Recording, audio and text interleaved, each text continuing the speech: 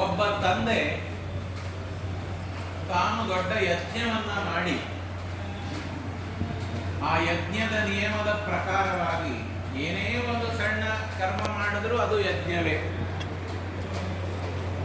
ಆ ಯಜ್ಞವನ್ನ ಮಾಡಿ ತಾನು ಬಂದ ಎಲ್ಲ ಬ್ರಾಹ್ಮಣರಿಗೆ ದಾನ ಮಾಡ್ತಾ ಇರ್ತಾರೆ. ಇವಾಗ ದಾನದಲ್ಲಿಯೂ ಕೂಡ ಕ್ಯಾಟಗರಿಗಳಿವೆ. ಮನೆ ಅಳಿಯನಿಗೆ ಕೊಡ್ಲಿಕ್ಕೆ ಬೇರೆ, ಬ್ರಾಹ್ಮಣರಿಗೆ ಕೊಡ್ಲಿಕ್ಕೆ ಬೇರೆ, ಯಾರೋ ಭಿಕ್ಷುಕರಿಗೆ ಕೊಡ್ಲಿಕ್ಕೆ ಬೇರೆ, ಅಂಗಡಿಯವರೇ ನಿಮಗೆ ಹೇಳ್ತಾರೆ. ದೇವರಿಗೆ ಒಡೆಯೋದಕ್ಕಾಗಿ ತೆಂಗಿನಕಾಯಿ ಬೇರೆ, ಮನೆ ಪೂಜೆಗೆ ಬೇರೆ, ಅಡುಗೆಗೆ ಬೇರೆ ಅಂತ 3 ವಿಧವಾದ ತೆಂಗಿನಕಾಯಿಗಳು ಸಿಗುತ್ತೆ. ಹಾಗೆ ಒಬ್ಬ ಬಾಲಕ, ಅವನ ಹೆಸರು ನಚಿಕೇತ. ಅವನ ತಂದೆ ತಾನು ದಾನ ಮಾಡಬೇಕು ಅಂತ ದಾನ ಮಾಡ್ತಾ ಇದ್ದಾನೆ, ಶ್ರದ್ಧೆಯಿಂದ ಮಾಡ್ತಾ ಇಲ್ಲ. ನೋಡಿ, ದೇವರು ಭಗವದ್ಗೀತೆಯಲ್ಲಿ ಹೇಳ್ತಾನೆ, ನಾನು ಎಲ್ಲೆಲ್ಲಿ ಇದ್ದೇನೆ, 10ನೇ ಅಧ್ಯಾಯದಲ್ಲಿ ವಿಭೂತಿ ಯೋಗ ಅಂತ ಇದೆ ಪರಮಾತ್ಮನ.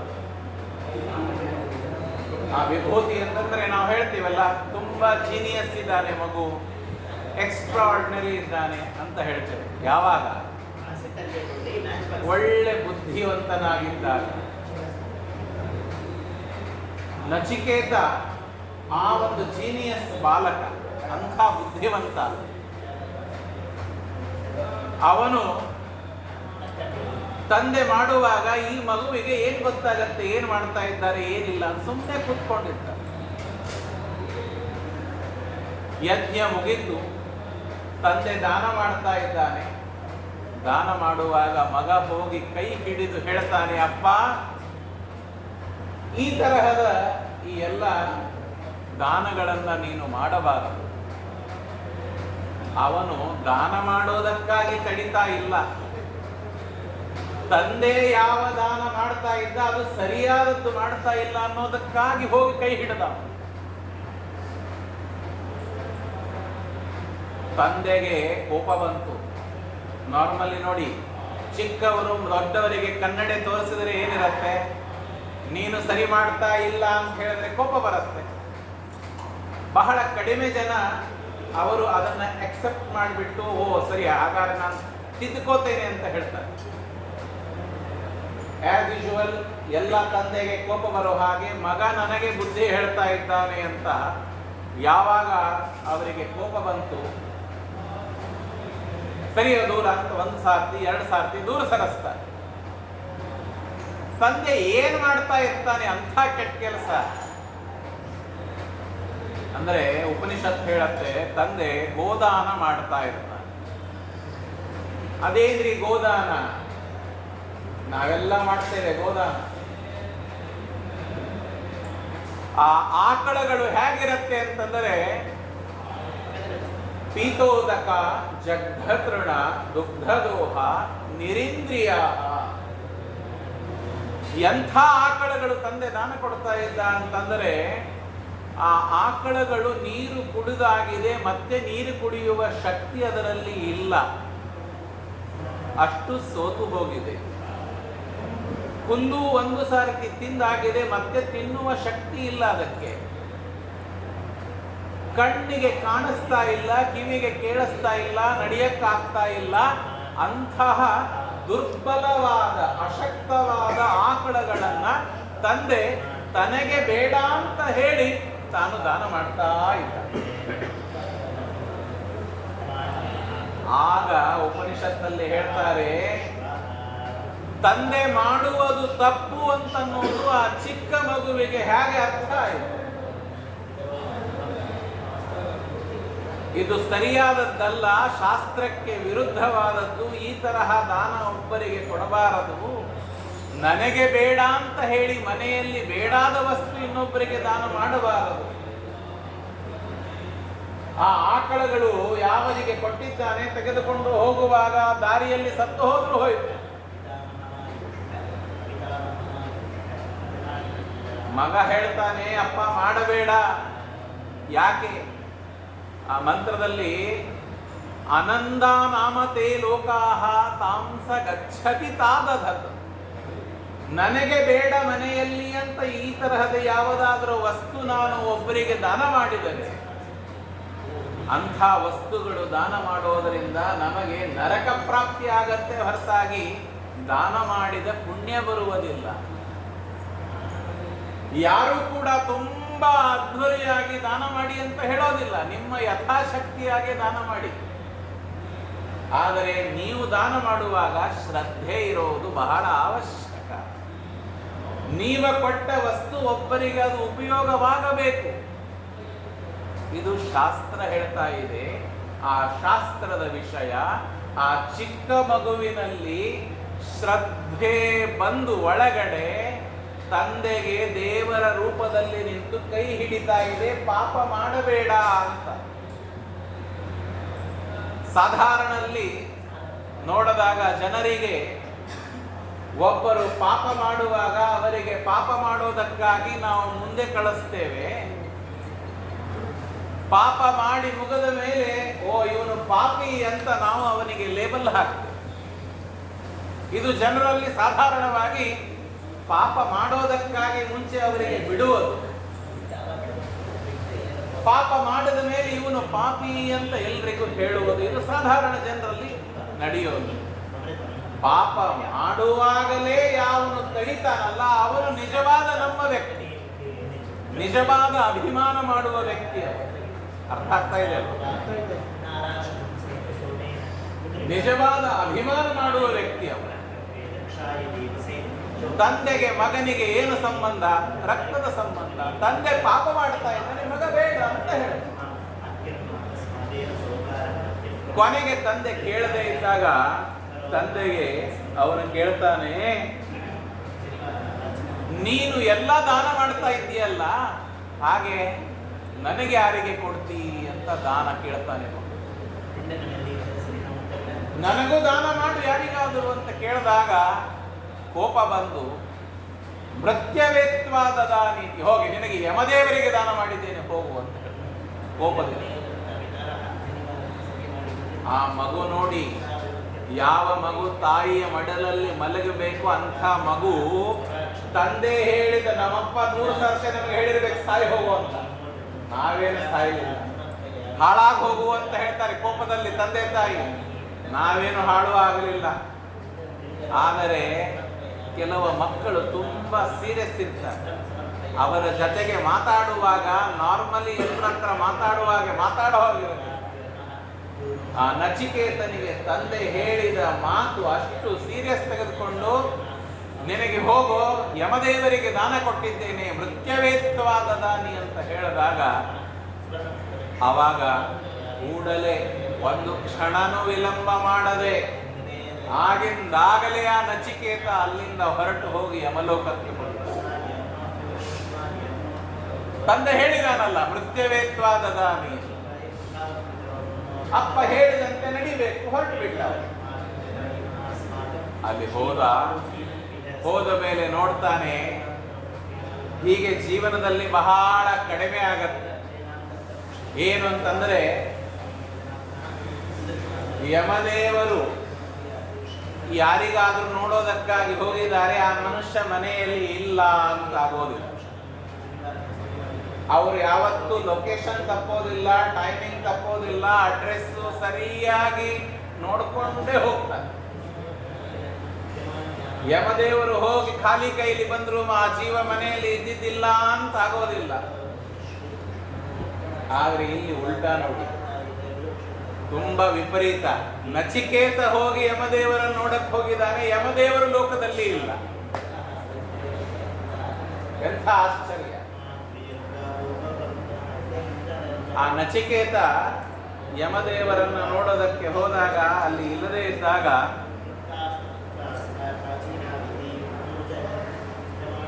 ಅಲ್ಲೇ ನಿಂತ್ಕೋತಾನೆ. ಇದರ ಮೊದಲು ಒಂದು ಮಾತು ತಂದೆಗೆ ಹೇಳ್ತಾನೆ,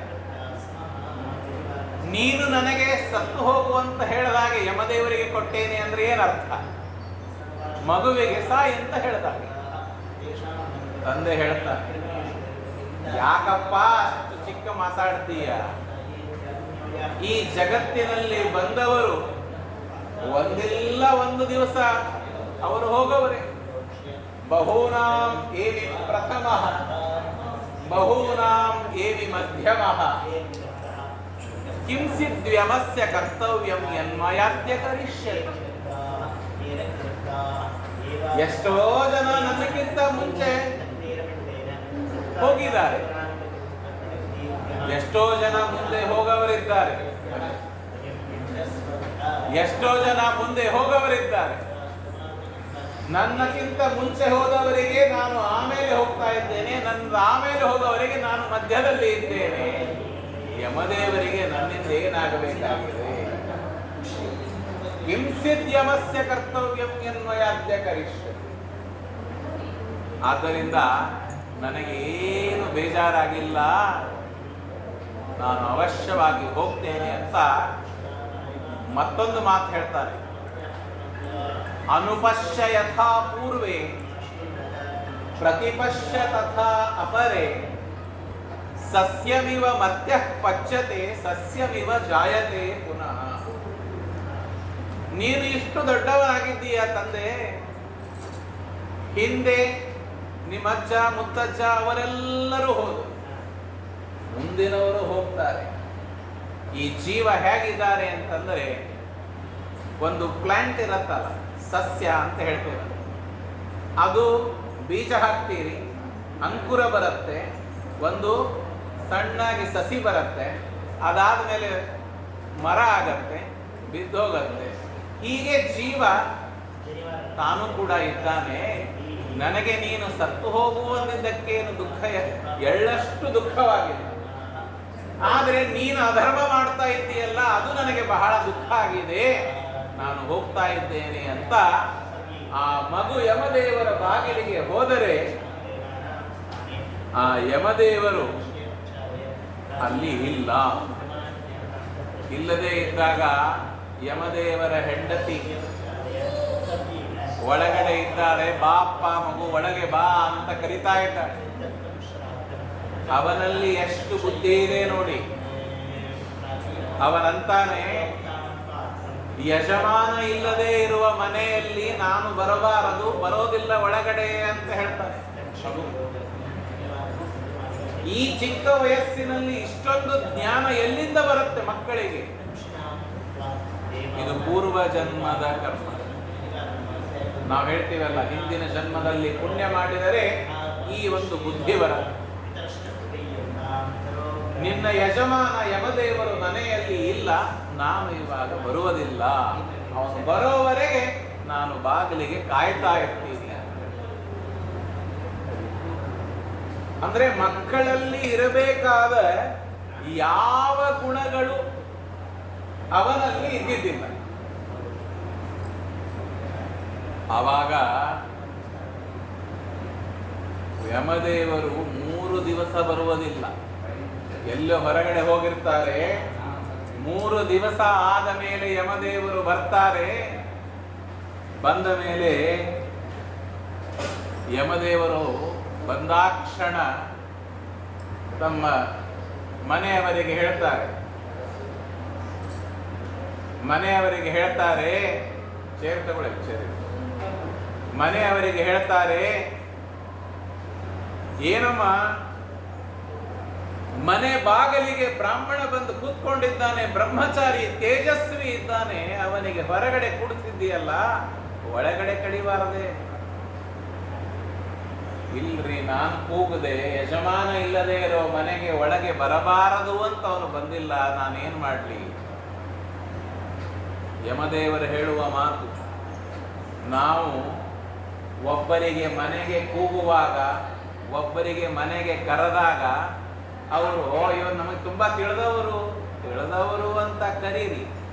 ಆದರೆ ಅವರು ಬಂದಾಗ ಅವರು ಅವರಾಗಿರೋದಿಲ್ಲ. ಯಾರೋ ರಾಮರಾವನೋ ಭೀಮರಾವನೋ, ಯಾರೋ ಆಚಾರೋ, ಯಾರೋ ನಮಗೆ ತುಂಬಾ ಬೇಕಾದವರು ಬಂದಿರ್ತಾರೆ. ಆದರೆ ಬಂದ ಬ್ರಾಹ್ಮಣರು ಅವರು ನಮಗೆ ತಿಳಿದವರಿರೋದಿಲ್ಲ. ಆ ಒಂದು ಪರ್ಟಿಕ್ಯುಲರ್ ಟೈಮಲ್ಲಿ ಅವರಲ್ಲಿ ದೇವರು ವೈಶ್ವಾನರ ನಾಮಕನಾಗಿ ಆ ರೂಪದಲ್ಲಿ ಅವರಲ್ಲಿ ಬಂದಿರ್ತಾನೆ ನಮ್ಮ ಮನೆಗೆ. ಅದಕ್ಕೆ ಅತಿಥಿಗಳನ್ನ ಮನೆಗೆ ಕೂಗುವಾಗ ನಾವು ತುಂಬ ಜಾಗೃತವಾಗಿ ಅವರಿಗೆ ಆಮಂತ್ರಣವನ್ನ ಕೊಡಬೇಕು. ಹೇಳುವಾಗ ಏನೋ ನಮಗೆ ತಿಳಿದಿದಾರಲ್ಲ, ಹೇಗೋ ಕರೆದರೂ ಬರ್ತಾರಲ್ಲ ಅಂತ ಆ ತರಹ ಯಾವತ್ತೂ ನಾವು ಅಪಚಾರ ಮಾಡಬಾರದು ಯಾರ ಬಗ್ಗೆ. ಯಮದೇವರು ಹೇಳುವ ಮಾತು ನನ್ನ ಮಾತಲ್ಲ ಇದು. ಹೇಳ್ತಾರೆ, ವೈಶ್ವಾನರೋ ಪ್ರವಿಶತಿ ಅತಿಥಿ ಬ್ರಹ್ಮಣೋ ಗೃಹ.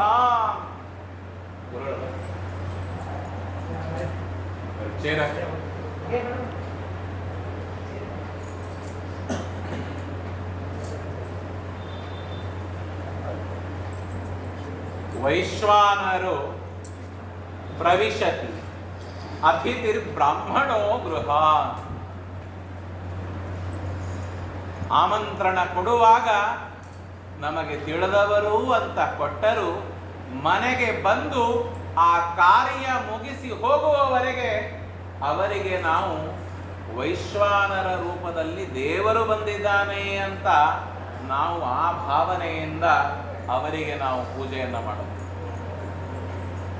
ನಾವೆಲ್ಲರೂ ಕಾಣೋದಕ್ಕೆ ಮನುಷ್ಯರಂತೆ ಇದ್ದರೂ ನಾವು ಒಬ್ಬ ವ್ಯಕ್ತಿಯನ್ನ ಪೂಜೆ ಮಾಡುವಾಗ ಅದು ದೇವರ ರೂಪ, ದೇವರು ಅವರಲ್ಲಿ ಇದ್ದಾನೆ ಅಂತನ್ನೋ ಭಾವನೆಯಿಂದ ನಾವು ಅತಿಥಿ ಸತ್ಕಾರ ಮಾಡಬೇಕು. ಅಂಥದ್ದು ನೀನು 3 ದಿವಸದಿಂದ ಆ ಬ್ರಹ್ಮಚಾರಿಗೆ ನೀನು ಹೊರಗಡೆ ಕುಡಿಸಿದ್ದೀಯಲ್ಲ, ಮನೆಗೆ ಒಳಗೆ ಕರೆದುಕೊಂಡು ಬಾ ಅಂತ ಆ ಯಮದೇವರು ಒಳಗೆ ಕರೆದು ಅರ್ಘ್ಯಪಾದ್ಯಾದಿಗಳನ್ನೆಲ್ಲ ಕೊಡ್ತಾರೆ. ಕೊಟ್ಟ ಮೇಲೆ ನೋಡಿ, ಸಜಗಾಮ ಯಮಂಬಾಲು ಬ್ರಹ್ಮಚಾರಿ ಯಮಸ್ಯತು. ತಂದೆ ಹೇಳದ ಕ್ಷಣ ಯಮದೇವರ ಬಾಗಿಲಿಗೆ ಹೋದ. ಪತ್ನಿಯ ಸಂಪುಜ್ಯಮಾನೋಪಿ ಜಗ್ರಾಹಾರ್ಘ್ಯಾದಿಕಂ ನತು.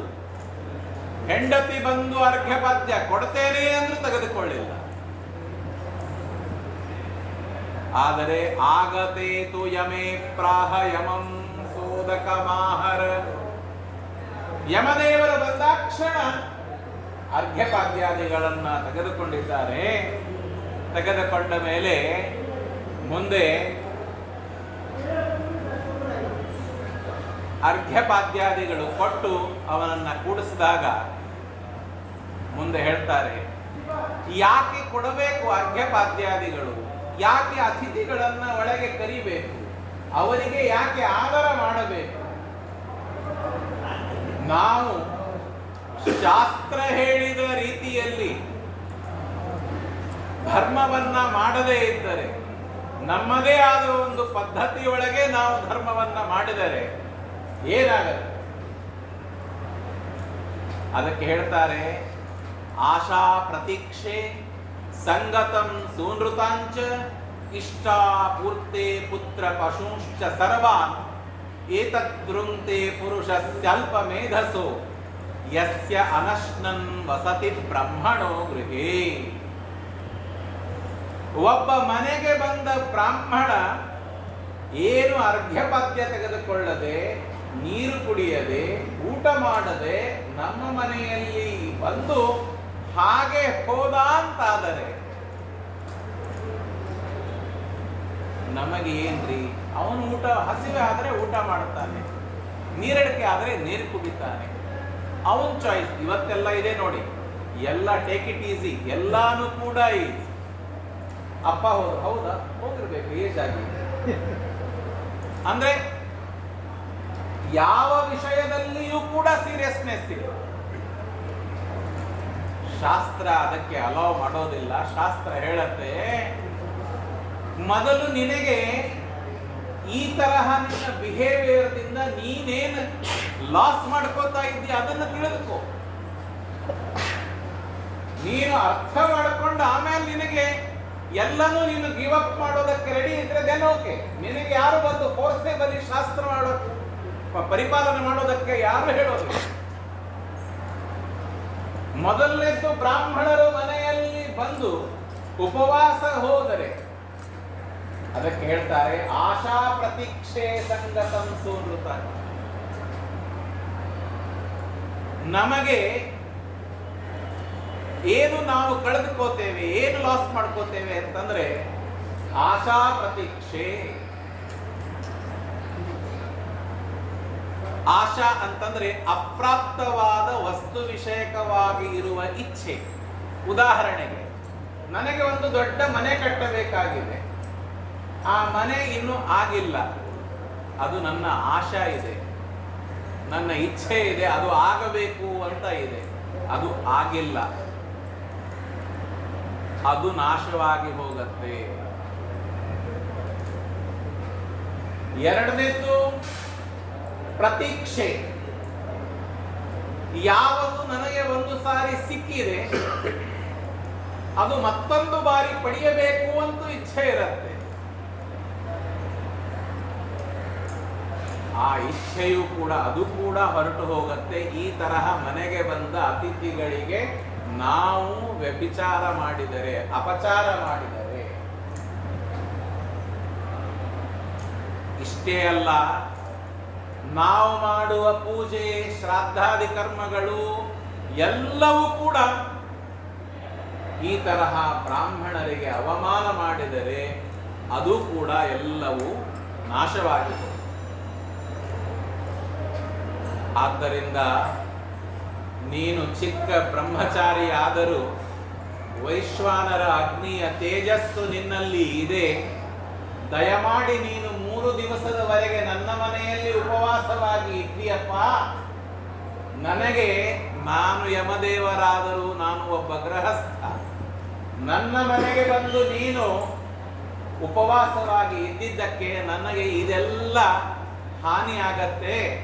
ಆದ್ದರಿಂದ ನಿನಗೆ ನಾನು ಆ ಪಾಪವನ್ನ ಕಳೆದುಕೊಳ್ಳೋದಕ್ಕಾಗಿ ತಿಸ್ರೋ ರಾತ್ರಿ ಯದವಾತ್ಸಿ ಗೃಹೇವೆ, 3 ದಿವಸದವರೆಗೆ ನೀನು ಇದ್ದೀಯಲ್ಲ, ಅನಶ್ನನ್, ಊಟ ಮಾಡದೇ ಇದ್ದಿ, ನೀರು ಕುಡ್ದಿಲ್ಲ. ಬ್ರಹ್ಮನ್ ಅತಿಥಿರ್ನಮಸ್ಯ, ಅತಿಥಿ ಚಿಕ್ಕ ಮಗು ಇರಬಹುದು, ವಯಸ್ಸಾದವರು ಇರಬಹುದು, ಅತಿಥಿ ಅತಿಥಿ ಅಂತ ಹೇಳಿಸ್ಕೋತಾರೆ. ಅತಿಥಿ ಅಂತ ಯಾರಿಗೆ ಹೇಳಬೇಕು? 1 ತಿಂಗಳು ಮನೆಗೆ ಬಂದು ಇರೋರು ಅತಿಥಿ ಅಲ್ಲ. ಯಾರು ಇವತ್ತು ಬಂದು ಮತ್ತೆ ಮರುದಿವಸ ಬೆಳಿಗ್ಗೆ ಸೂರ್ಯೋದಯಕ್ಕೆ ನಮ್ಮ ಮನೆಯಲ್ಲಿ ಇರೋದಿಲ್ಲ, ಅವರು ಅತಿಥಿ. ನವಿದ್ಯತೆ ದ್ವಿತೀಯ ತಿಥಿ ಯಸ್ಯ ಸಹ, 2ನೇ ದಿವಸ ಅವನು ಇರದೇ ಇರೋನು ಅತಿಥಿ. ಮನೆಗೆ ಬಂದಿದ್ದಾರೆ, ತಿಂಗಳು ಆಯ್ತು, 2 ತಿಂಗಳಾಯ್ತು, ಅತಿಥಿಗಳು, ಅವರು ಅತಿಥಿ ಅಲ್ಲ. ಹಾಗೆ ನಚಿಕೇತ, ನೀನು ಬಂದಿದ್ದಿ, ನಮಸ್ತೆ, ಮೊದಲು ನಿನಗೆ ನಾನು ನಮಸ್ಕಾರ ಮಾಡ್ತೇನೆ, ನನಗೆ ಒಳ್ಳೆಯದಾಗಲಿ ಅಂತ ಅಪೇಕ್ಷೆ ಪಡು. ಒಂದು ಹಿಂದಿ ಒಳಗೆ ಹಾಡಿದೆ, ಮನೆಗೆ ಬಂದ ಬಾಗಿಲಿಗೆ ಯಾರಾದರೂ ನಿಂತಾಗ ಅವನಿಗೆ ನಾನು ತಿರಸ್ಕಾರ ಮಾಡಬಾರದು. ತೇರೆ ದ್ವಾರ ಖಡ ಭಗವಾನ್ ಭಗತ್ ಭರದೇ ದೇ ಝೋಲಿ. ಮನೆಗೆ ಯಾರೋ ಭಿಕ್ಷುಕರು ಬರ್ತಾರೆ, ಬಂದಾಗ ನಾವು ಹೋಗೋ ಮುಂದಿನ ಮನೆಗೆ ಹೇಳೋದು ಬೇಡ. ಏನಿದೆಯೋ ಒಂದು ಹಣ್ಣು, ಏನೋ ಒಂದು ಸ್ವಲ್ಪ ಅಕ್ಕಿನೋ, ಏನೋ ಒಂದು ಕೊಟ್ಟು ಕಳಿಸಿ. ಯಾಕೆ? ದೇವರ ರೂಪದಲ್ಲಿ ಯಾರೋ ಬಂದಿರ್ತಾರೆ. ನಮ್ಮ ಮನೆಗೆ ಬಂದ ವ್ಯಕ್ತಿ ಏನೋ ಒಂದು ಅಪೇಕ್ಷೆ ಪಟ್ಟು ನಮ್ಮ ಕಡೆಗೆ ಕೇಳಿರ್ತಾನೆ. ನಾವು ಮಾಡಲಿಕ್ಕೆ ಸಾಧ್ಯ ಆದರೆ ಅದನ್ನ ಮಾಡಬೇಕು. ಇಲ್ಲಾದರೆ ಏನಾಗತ್ತೆ ರೀ, ನಾನು ಕೊಡೋದಿಲ್ಲ, ನಂದು. ಅದಕ್ಕೆ ಶಾಸ್ತ್ರ ಹೇಳತ್ತೆ, ಅತಿಥಿ ಯಸ್ಯ ಭಗ್ನಾಶೋ ಗೃಹಾತ್ ಪ್ರತಿನಿವರ್ತತೆ. ನನ್ನ ಮನೆಗೆ ಒಬ್ಬ ವ್ಯಕ್ತಿ ಇಚ್ಛೆ ಪಟ್ಟು ಏನೋ ಆಸೆ ಪಟ್ಟು ಬಂದಿರ್ತಾನೆ, ಬಂದಾಗ ಅವನಿಗೆ ಆ ಆಸೆ ಪೂರ್ಣ ಆಗದೇನೆ ಹಾಗೆ ನಾನು ಕಳಿಸಿದರೆ ಅವನು ಏನ್ ಮಾಡ್ತಾನೆ? ಆ ವ್ಯಕ್ತಿ ಹೋಗುವಾಗ ನೀನು ಹೋಗು ಅಂದ್ರೆ ಹೋಗಿಬಿಡ್ತಾನೆ. ಆದ್ರೆ ನೋಡಿ, ದೇವರ ಈ ದರ್ಬಾರದಲ್ಲಿ, ದೇವರ ಈ ರಾಜ್ಯದಲ್ಲಿ ಹೇಗೆ ವ್ಯವಸ್ಥೆ ಇದೆ ಅಂತಂದರೆ, ಸತಸ್ಮೈ ದುಷ್ಕರಂ ದತ್ವ ಪುಣ್ಯಮಾದಾಯ ಗಚ್ಚತಿ. ಆ ಯಾವ ವ್ಯಕ್ತಿಗೆ ನೀನು ಹೋಗುವಂತ ನಾವು ಹೇಗೆ ಕಳಿಸ್ತೀವಲ್ಲ, ಅವನು ಹೋಗುವಾಗ ತಾನು ಮಾಡಿದ ಪಾಪ ನಮ್ಮ ಮನೆಗೆ ಹಾಕಿ ನಾವು ಮಾಡಿದ ಅಲ್ಪ ಸ್ವಲ್ಪ ಪುಣ್ಯ ಎಲ್ಲ ತೆಗೆದುಕೊಂಡು ಅವನು ಹೋಗ್ತಾನಂತೆ. ಯಾರಿಗೆ ನಾವು ಖಾಲಿ ಕೈಲಿ ನಮ್ಮ ಮನೆಯಿಂದ ಕಳಿಸ್ತೇವೆ. ನಾವ್ ಅನ್ಕೋತೇವೆ, ಓ ಇವತ್ತಿವನು ಹೋದಪ್ಪ, ನನಗೆ ಏನೋ ಒಂದು 10 ರೂಪಾಯಿ ಹಣ ಉಳಿತು, ಏನೋ ಅಕ್ಕಿ ಉಳಿತು ಅಂತ ನಾವ್ ಅನ್ಕೋತೇವೆ.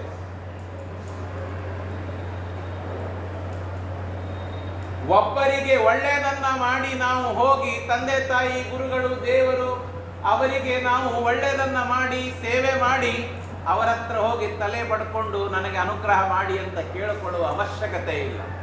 ಕೃತ್ವಾ ಸತಾಂ ಅಸಂತೋಷಂ, ದೊಡ್ಡವರಿಗೆ ಕೆಟ್ಟದನ್ನ ಮಾಡಿ ನನಗೆ ಶಾಪ ಕೊಡಿ ಅಂತ ಕೇಳಬೇಕು. ಶಾಪಂ ದೇಹೀತಿ ನೋವದೆ ಕೃತ್ವಾ ಸತಾಂತು ಸಂತೋಷಂ ವರಂ ದೇಹೀತಿ ನೋವದೆ. ತಂದೆ ತಾಯಿಗೆ ಸೇವೆ ಮಾಡಿ ಆಶೀರ್ವಾದ ಮಾಡಿ ಅಂತ ಜಬರ್ದಸ್ತಿ ಹೋಗಿ ಅವ್ರು ಗಟ್ಟಿಯಾಗಿ ಕಾಲಿಡ್ಕೊಂಡು ಕೇಳ್ತೀರಾ, ತಲೆ ಮೇಲೆ ಕೈ ಇಡೋರಿಗೆ ಬಿಡೋದಿಲ್ಲ ಅಂತ. ಅದೆಲ್ಲ ದೇವರ ವ್ಯವಸ್ಥೆ. ಪುಣ್ಯ ಪಾಪ ಎಲ್ಲ ಆಟೋಮೆಟಿಕ್ ಆಗಿ ದೇವರೆಲ್ಲ ಅನುಗ್ರಹ ಮಾಡ್ತಾನೆ. ಹೇಗೆ ಆಶೀರ್ವಾದ ಮಾಡ್ತಾನೆ ಹಾಗೆ ಪಾಪವೂ ಕೂಡ. ಒಬ್ಬ ಮನೆಗೆ ಬಂದ ಅತಿಥಿ ತನ್ನ ಇಚ್ಛೆ ಪೂರ್ಣ ಆಗದೆ ಇರುವಾಗ ಆ ತರಹ ನಮಗೆ ಅವನು ಶಾಪನೂ ಕೊಟ್ಟು ಹೋಗ್ತಾನೆ. ಅದಕ್ಕೆ ಬಹಳ ನಾವು ಕೇರ್ಫುಲ್ ಆಗಿ ಯಾರು ಬಂದಿರ್ತಾರೆ ಅವರವರ ಯೋಗ್ಯತೆಗೆ ತಕ್ಕಂತೆ ಅವರಿಗೆ ನಾವು ಅತಿಥಿ ಸತ್ಕಾರಾದಿಗಳನ್ನು ಮಾಡಬೇಕು ಅಂತ ಇಲ್ಲಿ ಹೇಳಿ, ಇತ್ಯುಕ್ತಸ್ಸ ಯಮಸ್ತಂತು, ಬರೇ ಯಮದೇವರು ನಮಗೆ ಉಪದೇಶ ಮಾಡಲಿಲ್ಲ, ತಾವು ಮುಂದೆ ಅದನ್ನ ಮಾಡಿದ್ದಾರೆ. ಮಾಡಿ ಹೇಳ್ತಾರೆ, 3 ದಿವಸದವರೆಗೆ ನೀನು ನನ್ನ ಮನೆಯಲ್ಲಿ ಇದ್ದೀಯ, ಅದಕ್ಕೆ ನಾನು ಆ 3 ರಾತ್ರಿ ಉಪವಾಸ ಇದ್ದಿದ್ದಕ್ಕೆ ನಿನಗೆ 3 ವರಗಳನ್ನು ಕೊಡ್ತೇನೆ, ನೀನು ಕೇಳಕೋ ನಿನಗೇನು ಬೇಕು ಅಂತ. ನಮಸ್ತೆಸ್ತು ಬ್ರಹ್ಮನ್ ಸ್ವಸ್ತಿ ಮೇ ಅಸ್ತು, ನನಗೆ ಒಳ್ಳೆಯದಾಗಲಿ, ನೀನು ಒಳ್ಳೆಯದಾಗಲಿ ಅಂತ ಹೇಳು. ತಸ್ಮಾತ್ ಪ್ರತಿತ್ರೀನ್ ವರಾನ್ ವೃಣೀಶ್ವ, ನೀನು 3 ವರಗಳನ್ನ ಕೇಳು ಅಂತ ಹೇಳು. ಆ ಮಗುವಿಗೆ ಏನು ಬೇಕ್ರಿ? ನಮ್ಮ ಮನೆ ಮಕ್ಕಳು ಆ ವಯಸ್ಸಿನಲ್ಲಿ ಒಂದು 5 ರೂಪಾಯಿದು ಏನೋ ಚಾಕ್ಲೇಟೋ ಪೇಪರ್ ಮಿಂಟ್ ಕೊಡಿಸ್ಬಿಟ್ರೆ ಖುಷಿಯಾಗ್ಬಿಡ್ತಾರೆ. ಇವನು ನಿಂತಿದ್ದು ಯಮದೇವರ ಮುಂದೆ, ದೊಡ್ಡವರಿಗೆ ಯಮದೇವರು ನೋಡಿದ್ರೆ ನಡಗಿಬಿಡುತ್ತಾರೆ. ಆ ಚಿಕ್ಕ ಮಗುವಿಗೆ ಧೈರ್ಯ ನೋಡಿ.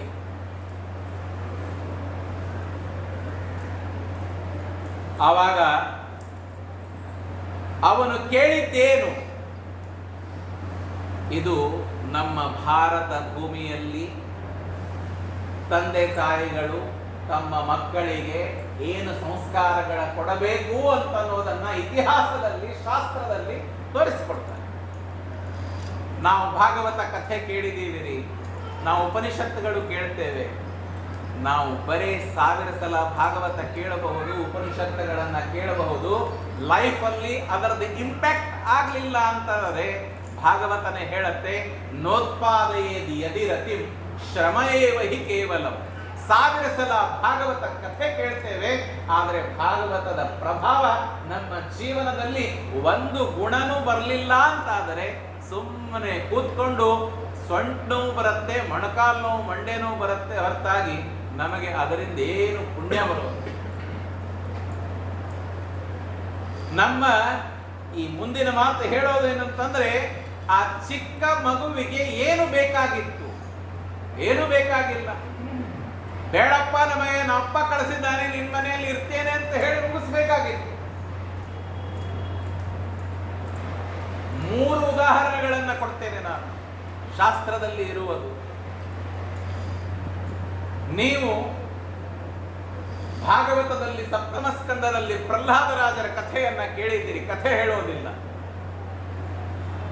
ನರಸಿಂಹದೇವರ ಅವತಾರವಾದ ಮೇಲೆ ಹಿರಣ್ಯಕಶಿಪುವಿನ ಸಂಹಾರ ಮಾಡುತ್ತಾರೆ. ಸಂಹಾರವಾದ ಮೇಲೆ ಪ್ರಹ್ಲಾದರಾಜರಿಗೆ ಯಾವಾಗ ಎಲ್ಲಾ ದೇವತೆಗಳು ಬಂದು ಸ್ತೋತ್ರ ಮಾಡಿ ನರಸಿಂಹದೇವರು ಶಾಂತರಾಗದೇ ಇರುವಾಗ ಪ್ರಹ್ಲಾದರಾಜರು ಬರ್ತಾರೆ, ಹೇಳ್ತಾರೆ, ನಿನ್ನ ಈ ಭಯಂಕರವಾದ ರೂಪವನ್ನ ನೋಡಿ ನಾನು ಹೆದರಿಲ್ಲ ದೇವರೇ. ಬಹಳ ಚೆನ್ನಾಗಿದೆ, ನಾನು ತುಂಬಾ ಸಮಯ ತಗೊಳ್ಬೇಕಾಗತ್ತೆ ಎಲ್ಲ ಶ್ಲೋಕ ಹೇಳ್ತಾ ಹೋದರೆ. ನಿನ್ನ ಈ ಭಯಂಕರವಾದ ರೂಪವನ್ನ ನೋಡಿ ನನಗೆ ಹೆದರಿಕೆ ಬಂದೇ ಇಲ್ಲ ತಂದೆ. ನನ್ನ ಮೇಲೆ ಅನುಗ್ರಹ ಮಾಡೋದಕ್ಕಾಗಿ ಬಂದ ರೂಪ ಇದು. ಯಾರು ಬರ್ತಾರಿ? ಕಂಬದಿಂದ ಒಡೆದು ನೀನು ಬಂದು ನನಗೆ ಅನುಗ್ರಹವನ್ನ ಮಾಡಿದ್ದಿ. ನರಸಿಂಹದೇವರು ಹೇಳ್ತಾರೆ, ನಿನಗೆ ಏನು ಬೇಕು ವರ ಕೇಳು ಅಂತ ಹೇಳ್ತಾರೆ ನರಸಿಂಹದೇವರು. ಆವಾಗ ಮೊದಲು ಕೇಳಿದ್ದು ಪ್ರಹ್ಲಾದರಾಜರು ಒಂದೇ ಮಾತು. ಇಲ್ಲೇ ನಚಿಕೇತ ಕೇಳ್ತಾನೆ, ಅದೇ ಪ್ರಹ್ಲಾದರಾಜರು ಕೇಳ್ತಾರೆ. ನಮ್ಮಪ್ಪ ಮಾಡಬಾರದ ಕೆಟ್ಟ ಕೆಲಸಗಳೆಲ್ಲ ಮಾಡಿದ್ದಾನೆ. ಮೊದಲನೇ ದೊಡ್ಡ ಅಪಚಾರ ನಾನೇ ದೇವರು ಅಂತ ಹೇಳ್ಕೊಂಡ ನಮ್ಮಪ್ಪ. ನಿನ್ನ ಸರ್ವೋತ್ತಮತ್ವವನ್ನ ನೀನು ಎಲ್ಲ ಕಡೆಗೆ ವ್ಯಾಪ್ತ ಇದ್ದಿ, ಅದನ್ನೆಲ್ಲ ಮರೆತು ಇಡೀ ಜಗತ್ತಿಗೆ ನಾನೇ ದೇವರು ಅಂತ ಅನ್ನೋದನ್ನ ಹೇಳಿಕೊಂಡಿದ್ದೆ ಮೊದಲನೇ ದೊಡ್ಡ ಪಾಪ. ಯಾವ ಪಾಪದಿಂದ ಯಾವತ್ತೂ ಅವನ ಅಂಧಂತಮಸ್ಸಿನಿಂದ ಮೇಲೆ ಬರುವುದಿಲ್ಲ ನಮ್ಮಪ್ಪ. ನನಗೆ ಗೊತ್ತಿದೆ ಅವನು ಮಹಾಪಾಪಿಯಾಗಿದ್ದಾನೆ ಅಂತ. ಆದರೆ ಅಲ್ಲಿ ಒಂದು ಮಾತು ಬರುತ್ತೆ, ಈ ಎಲ್ಲಾ ಪಾಪ ಮಾಡಿದಾನೆ, ತಸ್ಮಾತ್ ಪಿತಾಮೇ ಪೂಯೇತ ದುರಂತ ದುಸ್ತರಾದಘ. ಭಾಗವತ ಹೇಳುತ್ತೆ, ಅದನ್ನೆಲ್ಲ ಕ್ಷಮಿಸಿ ಸ್ವಾಮಿ, ನಮ್ಮಪ್ಪನಿಗೆ ಕೆಟ್ಟ ಯೋನಿಯಲ್ಲಿ ಹಾಕಬೇಡಪ್ಪ ಅಂತ ಯಾವ ತಂದೆ ಅವನಿಗೆ ಕೊಡಬಾರದ ಕಷ್ಟಗಳನ್ನು ಕೊಟ್ಟಿದ್ದಾನೆ. ಆನೆ ಕಾಲ್ ಕೆಳಗೆ ತುಳಿಸಿದ್ದಾನೆ, ಬೆಟ್ಟದಿಂದ ಎಸೆದಿದ್ದಾನೆ, ಬೇಕಾದಷ್ಟು ಕಷ್ಟಗಳನ್ನೆಲ್ಲ ಕೊಟ್ಟರು. ನನ್ನ ತಂದೆಗೆ ಒಳ್ಳೆಯದಾಗಬೇಕು ಅನ್ನೋ ಅಪೇಕ್ಷೆ ಪಡುವ ಮಕ್ಕಳು ಜಗತ್ತಿನಲ್ಲಿ ಎಲ್ಲಿರಿ? ಇದು ನಮ್ಮ ಭಾಗವತ ಶಾಸ್ತ್ರದಲ್ಲಿ, ಭಾಗವತದಲ್ಲಿ ಪ್ರಹ್ಲಾದರಾಜರು ಈ ತರಹ ಇಂಥ ಮಕ್ಕಳು ತಂದೆ ತಾಯಿ ಪಡೆಯಬೇಕು. ನಮ್ಮ ಭಾರತ ವರ್ಷದಲ್ಲಿ ಇಂಥವರೆಲ್ಲ ತಾವು ಅವತಾರ ಮಾಡಿ ಇಲ್ಲಿ ಬಂದಿದ್ದಕ್ಕೆ ಈ ಭೂಮಿಗೆ ಇಷ್ಟೊಂದು ಮಹತ್ವ ಇದೆ. ನಮಗೆ ಮಕ್ಕಳಿಗೆ ಬುದ್ಧಿ ಹೇಳೋದಕ್ಕಾಗಿ ಕೌನ್ಸಿಲಿಂಗ್ ಮಾಡುವ ಅವಶ್ಯಕತೆ ಇಲ್ಲ. ನಮ್ಮ ಭಾಗವತ ಕಥೆ ಹೇಳಿಬಿಟ್ರೆ ಸಾಕು. ಚಿಕ್ಕ ಮಕ್ಕಳಿಗೆ ಮನೆಯಲ್ಲಿ ಇರುವ ಹಿರಿಯರು ಅವರಿಗೆ ಮತ್ತೆ ಹಣ ಕೊಟ್ಟು ಕೌನ್ಸಿಲಿಂಗ್ ಮಾಡೋ ಅವಶ್ಯಕತೆ ಇಲ್ಲ. ಇದು ಪ್ರಹ್ಲಾದರಾಜರಿಗೆ ಗರ್ಭದಲ್ಲಿ ಇರುವಾಗ ನಾರದರು ಬಂದು ಭಗವಂತನ ಬಗ್ಗೆ ಉಪದೇಶ ಮಾಡಿದ ಆ ಪ್ರಭಾವದಿಂದ ಪ್ರಹ್ಲಾದರಾಜರು ತಂದೆಗೆ ಸದ್ಗತಿಯನ್ನ ಕೊಡು ಅಂತ ಕೇಳ್ತಾರೆ. ಮತ್ತೊಬ್ಬ ಬಾಲಕ ತಾಯಿಯ ಪ್ರೀತಿ, ತಂದೆಯ ಪ್ರೀತಿ ಸಿಗದೇ ಇದ್ದಿದ್ದಕ್ಕಾಗಿ ಕೇವಲ ತಾಯಿಯ ಒಂದು ಮಾತನ್ನ ಕೇಳಿ ಅರಣ್ಯಕ್ಕೆ ಹೋಗಿ ತಪಸ್ಸು ಮಾಡಿದ ಆ ಧ್ರುವರಾಜ ಏನು ಮಾಡದ? ಓಂ ನಮೋ ಭಗವತೆ ವಾಸುದೇವಾಯ ಆ ಉಪದೇಶ ಮಾಡಿದ ಮಂತ್ರವನ್ನ ಪಡೆದು ದೇವರನ್ನ ಕಂಡ, ಧ್ರುವತಾರೆಯಾಗಿ ಮೆರೆದ. ಅಂತಹ ಧ್ರುವರಾಜನಿಗೆ ಯಾರು ಹೇಳಿದ್ರು? ಅವನಿಗೆ ಅವನ ತಾಯಿ ಹೇಳ್ತಾಳೆ, ನೋಡಪ್ಪ ಕೂಸು, ನಿನ್ನ ಜೊತೆಗೆ ಯದ್ಯಪಿ ಕೆಟ್ಟದಾಗಿದ್ದರು, ತಂದೆಯ ತೊಡೆಯ ಮೇಲೆ ಕೂಡೋದಕ್ಕಾಗಿ ನಿಮ್ಮಮ್ಮ ಬೇಡ ಅಂತಂದಿದ್ದರು, ಅವನ ತೊಡೆಯ ಮೇಲೆ ಕೂಡೋದಕ್ಕಾಗಿ ನನ್ನ ಹೊಟ್ಟೆಯಲ್ಲಿ ಜನ್ಮ ಪಡಿಬೇಕು ಅಂತ ನಿನಗೆ ಕೆಟ್ಟಾಗಿ ಮಾತಾಡಿದರು ಕೂಡ ಅವಳು ಹೇಳ್ತಾಳೆ, ಮಾಮಂಗಲಂ ತಾತ ಪರೇಶು ಮಂಸ್ಥಾಹ, ನೀನು ಮಾತ್ರ ಯಾರಿಗೂ ಕೆಟ್ಟದಾಗಿ ಮಾತಾಡಬೇಡಪ್ಪ, ಎಲ್ಲರಿಗೂ ಒಳ್ಳೇದಾಗಲಿ ಅಂತ ಹೇಳು.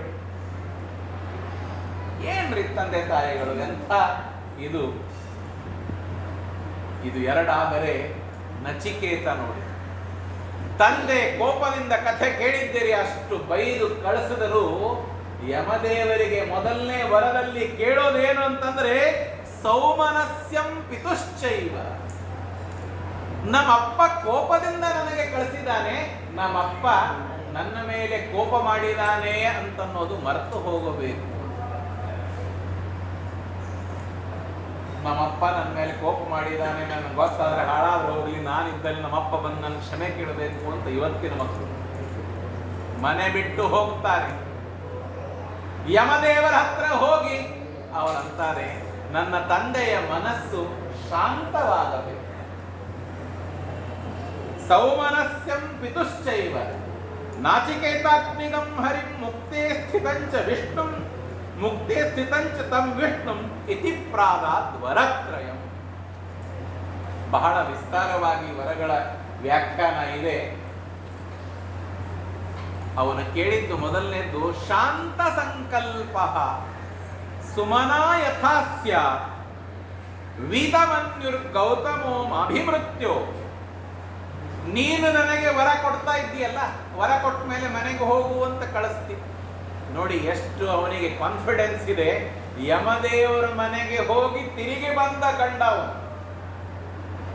ಯಾರು ತಿರುಗಿ ಬರ್ತಾರೆ ಯಮದೇವರ ಮನೆಯಿಂದ? ನಚಿಕೇತ ತಿರುಗಿ ಬಂದಿದ್ದಾನೆ, ಬರ್ತಾನೆ. ಅವನಿಗೆ ತಂದೆಗೆ ಯಮದೇವರಿಗೆ ಹೇಳ್ತಾನೆ, ನೀನು ನನಗೆ ತಿರುಗಿ ಕಳಿಸಿದಾಗ, ಮರಳಿ ಕಳಿಸಿದಾಗ ನಮ್ಮ ತಂದೆಗೆ ನಾನು ಇಲ್ಲೇ ಹೊರಗಡೆ ಹೋಗಿ ಆಟ ಆಡಿ ಬರ್ತಾ ಇದ್ದೇನೆ ಅನ್ನುವಂತೆ ನಮ್ಮಪ್ಪ ನನ್ನನ್ನು ಸ್ವಾಗತಿಸಬೇಕು ಮನೆಯಲ್ಲಿ ಅಂತ ಹೇಳ್ತಾನೆ. ಶಾಂತ ಸಂಕಲ್ಪ ಸುಮನಾಯತಾಸ್ಯ. ಅವನಿಗೆ ಏನು ನನಗೆ ಹೇಳಿ ಕಳಿಸಿದ್ದ ಅನ್ನೋದು ಮರ್ತು ಹೋಗಬೇಕು. ಓಂ ಯಮದೇವರಿಗೆ, ದೇವತೆಗಳು ನಮ್ಮಲ್ಲಿ ಇಂದ್ರಿಯ ಪ್ರೇರಕರಾಗಿ ಇದ್ದಾರೆ. ಆ ಯಮದೇವರಿಗೆ ಎಷ್ಟೊತ್ತು ಆಯ್ತು, ಸಣ್ಣ ಕೆಲಸಪ್ಪ, ಇದೇನು ವರ. ನಚಿಕೇತನಿಗೆ ದೊಡ್ಡದಾಗಿತ್ತು, ಯಮದೇವರಿಗೆ ಚಿಕ್ಕದೇ. ಅದು ಆಗಲಿ, ಇದು ಮೊದಲನೇ ವರ ಕೇಳ್ತೇನೆ ಅಂತ ತಂದೆಗೆ ಒಳ್ಳೇದಾಗಲಿ ಅಂತ ಇವನು ಕೂಡ ಕೇಳದ.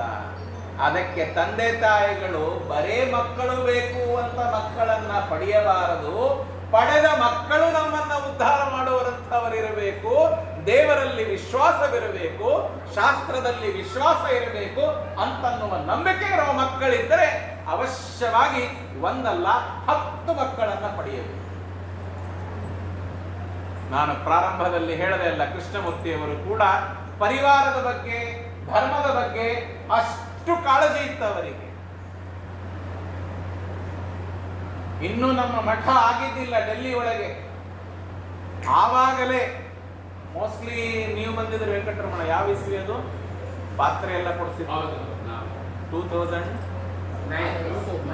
2008 ಅಲ್ಲಿ 7 ಆ ಸುಮಾರಿಗೇನೆ ಮಠ ಬಂದದ್ದು 11ನೇ ಇಸ್ವಿ.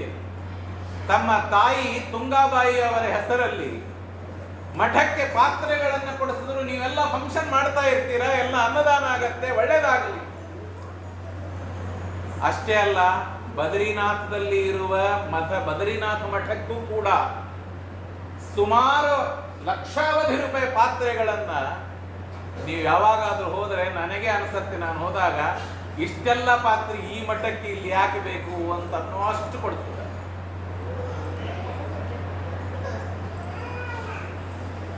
ಅವರಿಗೆ ಜನ್ಮ ಕೊಟ್ಟ ತಂದೆ ತಾಯಿಗೆ ಅವರು ನ್ಯಾಯ ಮಾಡಿದ್ದಾರೆ. ನೀವೆಲ್ಲರೂ ಕೂಡ ಅವರ ಪರಿವಾರದವರು ಸೇರಿ ಅವರಿಗೆ ಈ ತರಹ ಎಲ್ಲ ದೊಡ್ಡ ದೊಡ್ಡ ವಿದ್ವಾಂಸರನ್ನ ಕರೆದು ಅವರ ಒಂದು ಆ ಆತ್ಮಕ್ಕೆ ಸದ್ಗತಿ ಆಗಲಿ, ಅವರಿಗೆ ಒಳ್ಳೆಯದಾಗಲಿ ಅಂತ ಏನು ಮಾಡ್ತಾ ಇದ್ದೀರಿ, ಅದು ಕೂಡ ಬಹಳ ಉತ್ತಮವಾದ ಕೆಲಸವನ್ನ ಮಾಡ್ತಾ ಇದ್ದೀರಿ. ಒಬ್ಬ ವ್ಯಕ್ತಿಯ ಸ್ತೋತ್ರ ಮಾಡ್ತಾ ಇಲ್ಲ, ಅವರು ಮಾಡಿದ ಗುಣಗಳನ್ನ ಪ್ರಶಂಸನೆ ಮಾಡಬೇಕು. ಯಾಕೆ? ಶರೀರಸ್ಯ ಗುಣಾನಂಚ ದೂರಂ ಅತ್ಯಂತವಂತರಂ. ಒಬ್ಬ ಫಿಸಿಕಲಿ ನಮ್ಮ ಪ್ರೆಸೆನ್ಸು 100 years ಅಷ್ಟೇ, ಆದರೆ ನಾವು ಮಾಡಿದ ಒಂದು ಕೆಲಸ ಅದು ನಾವು ಹೋದ ಮೇಲೂ 1000 ವರ್ಷ ಇರುತ್ತೆ. ಶರೀರಂ ಕ್ಷಣ ವಿಧ್ವಂಸಿ, ಒಂದು ಕ್ಷಣದಲ್ಲಿ ಶರೀರ ಎಲ್ಲ ನಾಶ ಆಗಿ ಹೋಗುತ್ತೆ. ಆದರೆ ನಾವು ಮಾಡಿದ ಒಂದು ಒಳ್ಳೆ ಕೆಲಸ ಕಲ್ಪದವರೆಗೆ ಅದು ನಡೆಯುತ್ತೆ. ಅದು ಅಲ್ಲಿವರೆಗೆ ಎಲ್ಲರೂ ಕೂಡ ಜ್ಞಾಪಿಸ್ಕೋತಾರೆ, ಒಳ್ಳೆಯ ಕೆಲಸವನ್ನ ಮಾಡಬೇಕು. ಅವರು ಕೂಡ ಒಳ್ಳೆಯ ಕೆಲಸವನ್ನ ಮಾಡಿದ್ದಾರೆ. ನಚಿಕೇತ ಹೇಳ್ತಾನೆ, ನಮ್ಮ ತಂದೆಗೆ ಏತತ್ರಯಾಣಂ ಪ್ರಥಮಂ ವರಂ ಋಣೆ, ನಮ್ಮಪ್ಪನಿಗೆ ಒಳ್ಳೆ ಅನುಗ್ರಹವನ್ನ ಮಾಡಿ ಕೋಪ ಬರದೇ ಇದ್ದಂತೆ ಮಾಡು ಅಂತ ಹೇಳಿ ಮುಂದೆ ನೋಡಿ ಯಮದೇವರು ಬೇರೆ ಇನ್ನೊಂದು ವರ ಅವರೇ ಕೊಟ್ಟು ಬಿಡ್ತಾರೆ. ನಚಿಕೇತ ಅಂತಾನೆ, ನಿಮ್ಮಂತಹ ದೊಡ್ಡವರ ಹತ್ರ ಬಂದು ಹಾಗೆ ಸಮುದ್ರಕ್ಕೆ ಹೋಗಿದ್ದೆ ನೀರು ತರಕ್ಕೆ, ಏನು ಒಂದು ತೀರ್ಥ ಸಂಪುಟದಲ್ಲಿ ಉದ್ದರಣಿಯಲ್ಲಿ ನೀರು ತಂದ್ರೆ ಅಯ್ಯೋ ಹುಚ್ಚ ಅಷ್ಟರೋದಕ್ಕಾಗಿ ಅಲ್ಯಾಕೆ ಹೋಗಬೇಕು, ಯಾಕೆ ದೊಡ್ಡವರ ಹತ್ರ ಹೋದ ಮೇಲೆ ನಾನು ಎಲ್ಲಿ ಏನು ಸಿಗುವುದಿಲ್ಲ ಅಂಥದ್ದನ್ನು ಅವರ ಹತ್ರ ಕೇಳಬೇಕು. ನಚಿಕೇತ ಅಂತಾನೆ, ಯಮದೇವರಿಗೆ ನನಗೆ ಬೇರೆದೇನು ಬೇಡ, ನೀವು ನನಗೆ ಬ್ರಹ್ಮಜ್ಞಾನವನ್ನ ಉಪದೇಶ ಮಾಡಿ ಅಂತ ಹೇಳ. ಬ್ರಹ್ಮಜ್ಞಾನವನ್ನ ಉಪದೇಶ ಮಾಡಿ ಅಂತ ಹೇಳಿದಾಗ ಯಮದೇವರು 2 ವರಗಳನ್ನೋ ಬೇಗನೆ ಕೊಟ್ಟು ಬಿಟ್ರು, 3ನೇ ವರ ಮಾತ್ರ ಬೇಗನೆ ಕೊಡಲಿಲ್ಲ.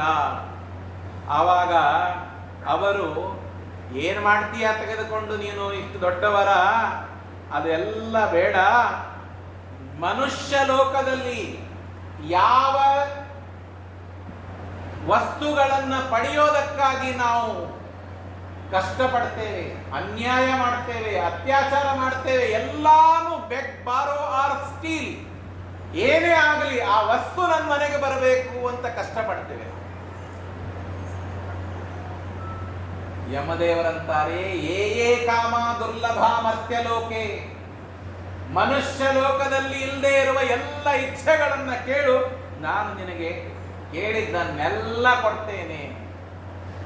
ಆವಾಗ ಅವನಂತಾನೆ, ಅಲ್ರಿ ನಿಮ್ಮಂಥ ದೊಡ್ಡ ದೇವತೆಗಳು ನಮಗೆ ನಾನು ದೇವರ ಬಗ್ಗೆ ಹೇಳು, ಜ್ಞಾನ ಕೊಡು, ಬ್ರಹ್ಮಜ್ಞಾನ ಕೊಡು ಅಂತಂದರೆ ನನಗೆ ಹಣ ಕೊಡ್ತೇನೆ, ಮನೆ ಕೊಡ್ತೇನೆ, ಎಷ್ಟು ಬೇಕಷ್ಟು ವರ್ಷ ಬದುಕು ಅಂತ ಹೇಳ್ತಾ ಇದ್ದಿ, ಅದೆಲ್ಲ ಯಾಕೆ ಬೇಕು? ನಚಿಕೇತ ಹೇಳ್ತಾನೆ, ನವಿತ್ತೇನ ತರ್ಪಣೀಯೋ ಮನುಷ್ಯ ಲಪ್ಸ್ಯಾಮಹೇ ವಿತ್ತ ಭದ್ರಾಕ್ಷ ಚೈತ್ವ. ಮಧ್ಯಾಹ್ನ ಹೊತ್ತು ಹಸೆವೆ ಆದಾಗ ಬೀದಿಯಲ್ಲಿ ಓಡಾಡುವ ಭಿಕ್ಷುಕ, ಬೀದಿಯಲ್ಲಿ ಓಡಾಡುವ ನಾಯಿಯೂ ಕೂಡ ಹೊಟ್ಟೆ ತುಂಬಿಕೊಳ್ಳುತ್ತೆ ಮಧ್ಯಾಹ್ನ ಹೊತ್ತು. ಯಾವತ್ತೂ ಉಪವಾಸವಿರುವುದಿಲ್ಲ. ನಾನು ಮನುಷ್ಯ, ನಾನು ಕೂಡ ಹೊಟ್ಟೆ ತುಂಬಿಕೊಳ್ಳೋದಕ್ಕಾಗಿ ಹೇಗಾದ್ರೂ ಒಂದು ಹೊಟ್ಟೆ ತುಂಬ್ಕೋತೇನೆ.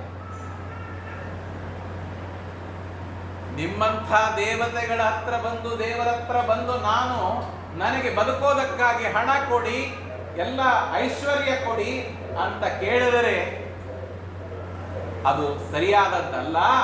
ಆದ್ದರಿಂದ ನೀವು ಅನುಗ್ರಹ ಮಾಡೋದಾಗಿದ್ದರೆ ನನಗೆ ಕೇವಲ ನನಗೆ ಬ್ರಹ್ಮಜ್ಞಾನವನ್ನೇ ಕೊಡಬೇಕು, ಬೇರೆ ಯಾವುದೂ ಕೂಡ ನಾನು ನಿಮ್ಮಿಂದ ಅಪೇಕ್ಷೆ ಪಡುವುದಿಲ್ಲ. ಯಮದೇವರು ಹೇಳ್ತಾರೆ, ಎಷ್ಟು ನಿನಗೆ ಆಯುಷ್ಯ ಕೊಡ್ತೇನೆ, ದೀರ್ಘಾಯುಷ್ಯ, ಎಷ್ಟು ದಿವಸ ಬೇಕೋ ಅಷ್ಟು ದಿವಸ ಬದುಕುವ. ಅದಕ್ಕೆ ನಚಿಕೇತ ಮತ್ತೆ ಕೌಂಟರ್ ಅಟ್ಯಾಕ್ ಮಾಡಿ ಕೇಳ್ತಾನೆ, ಅತಿ ದೀರ್ಘೆ ಜೀವಿತೆ ಕೋರಮೇತ, ಎಷ್ಟು ವರ್ಷ ಬದುಕಿದ ಮೇಲೆ ತುಂಬಾ ವಯಸ್ಸಾಗಿರುತ್ತೆ, ಅವರಿಗೆ ಹೋಗಿ ಕೇಳಿ ಇನ್ನು ಎಷ್ಟು ವರ್ಷ ಬದುಕಬೇಕಂತಿದೆ, ಸಾಕಪ್ಪ ದೇವ್ರು ಯಾವಾಗ ಕರ್ಕೊಂಡು ಹೋಗ್ತಾನೆ ಅಂತ ಕಾಯ್ತಾ ಇದ್ದೀವಿ ಅಂತ ಹೇಳ್ತಾರೆ. ಯಾಕೆ? ಕಣ್ಣಿಗೆ ನೋಡಕ್ಕಾಗಲ್ಲ, ಕೂತ್ಕೊಳ್ಳಿಕ್ಕಾಗಲ್ಲ, ತಿನ್ನೋದಕ್ಕಾಗಲ್ಲ, ಏನೂ ಆಗಲ್ಲ. ಆ ಜೀವನದಲ್ಲಿ ಸುಖ ಏನಿದೆ, ಯಮದೇವರು ಹೇಳಿದ್ದು ನಿನಗೆ ಕರ್ಕೊಂಡೇ ಹೋಗಲ್ಲ ಅಂತ ಹೇಳಿಲ್ಲ, ನಿನಗೆ ಎಷ್ಟು ದಿವಸ ಬೇಕೋ ಅಷ್ಟು ದಿವಸ ಬದುಕು ಅಂತ ಹೇಳ್ದ. ಹಾಗಾದ್ರೆ ಒಂದು ದಿವಸ ನಿನಗೆ ಮೃತ್ಯು ನಿಶ್ಚಿತ ಇದೆ ಅಂತ. ಅದಕ್ಕೆ ನಚಿಕೇತ ಹೇಳುವುದು, ನಾನು ಅಂಥ ಇಂತಹ ವರ ನಿನ್ನಿಂದ ಕೇಳುವುದೇ ಇಲ್ಲ. ನಿನ್ನಂತಹ ದೇವತೆ ಹತ್ರ ಬಂದು ಅಜೀರ್ಯತಾಂ ಅಮೃತಾನಾಂ ಉಪೇತ್ಯ, ನಿನ್ನಂತಹ ದೇವತೆ ಹತ್ರ ಬಂದು ನಾನು ಈ ತರಹ ಚಿಕ್ಕ ಮಾತೆಲ್ಲ ನಾನು ಕೇಳಬಾರದು. ಆದ್ದರಿಂದ ನೀನು ನನಗೆ ವರವನ್ನ ಕೊಡೋದಾಗಿದ್ದರೆ ಯಸ್ಮಿನ್ ಇದಂ ವಿಚಿಕಿತ್ಸಂತಿ ಮೃತ್ಯೋ ಸಾಂಪರಾಯೇ ಮಹತಿ ಬ್ರೂಹಿನಸ್ತತ್ ಯೋಯಂವರೋ ಗೂಢಮನು ಪ್ರವಿಷ್ಟೋ ನಾಣ್ಯಂ ತಸ್ಮಾನ್ ನಚಿಕೇತಾ ವೃಣೀತೆ. ಎಲ್ಲ ಕಡೆಗೆ ವ್ಯಾಪ್ತನಾದ ದೇವರು ಎಲ್ಲ ಜೀವರಸಗಳಲ್ಲಿಯೂ ಇದ್ದಾನೆ, ಇಡೀ ಜಗತ್ತಿನಲ್ಲಿಯೂ ಎಲ್ಲಾ ಕಡೆಗೆ ಇದ್ದಾನೆ. ಅಂತಹ ಭಗವಂತನನ್ನ ನೀನು ನನಗೆ ಉಪದೇಶ ಮಾಡು ಅಂತ ತಿಳ್ಕೊಂಡು ಕೇಳಿದಾಗ ಆವಾಗ ಮತ್ತು ಬೇರೆ ಬೇರೆ ಮಾತುಗಳಿಂದ ಪ್ರಲೋಭನವನ್ನ ಕೊಟ್ಟು ಏನು ಮಾಡಿದರೂ ಕೂಡ ನಚಿಕೇತ ಕೇಳುವುದಿಲ್ಲ ಅಂತ ಸಿದ್ಧವಾದಾಗ ಆವಾಗ ಯಮದೇವರು ಅವನಿಗೆ ಉಪದೇಶವನ್ನ ಮಾಡ್ತಾರೆ. ನೋಡಪ್ಪ, ಬಹಳ ವಿಸ್ತಾರವಾಗಿ ನಿನಗೆ ಹೇಳಬೇಕು ಅಂತ ಏನಿಲ್ಲ. ಸರ್ವೇ ವೇದಾಹ ಯತ್ಪದ ಮಾಮನಂತಿ. ಎಲ್ಲ ಋಗ್ವೇದ, ಯಜುರ್ವೇದ, ಸಾಮವೇದ, ಅಥರ್ವಣ ವೇದ, ಎಲ್ಲ ಪುರಾಣಗಳು, ಎಲ್ಲ ಶಬ್ದಗಳು, ಅಕಾರಾದಿ ಎಲ್ಲ ಶಬ್ದಗಳು ಯಾವ ಭಗವಂತನನ್ನು ಹೇಳಿಕೊಡ್ತಾ ಇವೆ. ಸರ್ವೇ ವೇದಾಹ ಯತ್ ಪದಮಾಮನಂತಿ ತಪಾಂಸಿ ಸರ್ವಾಣಿ ಚ ಯದ್ವದಂತಿ. ಎಲ್ಲ ವೇದಗಳು ಯಾವ ದೇವರನ್ನ ಕೊಂಡಾಡ್ತಾ ಇವೆ?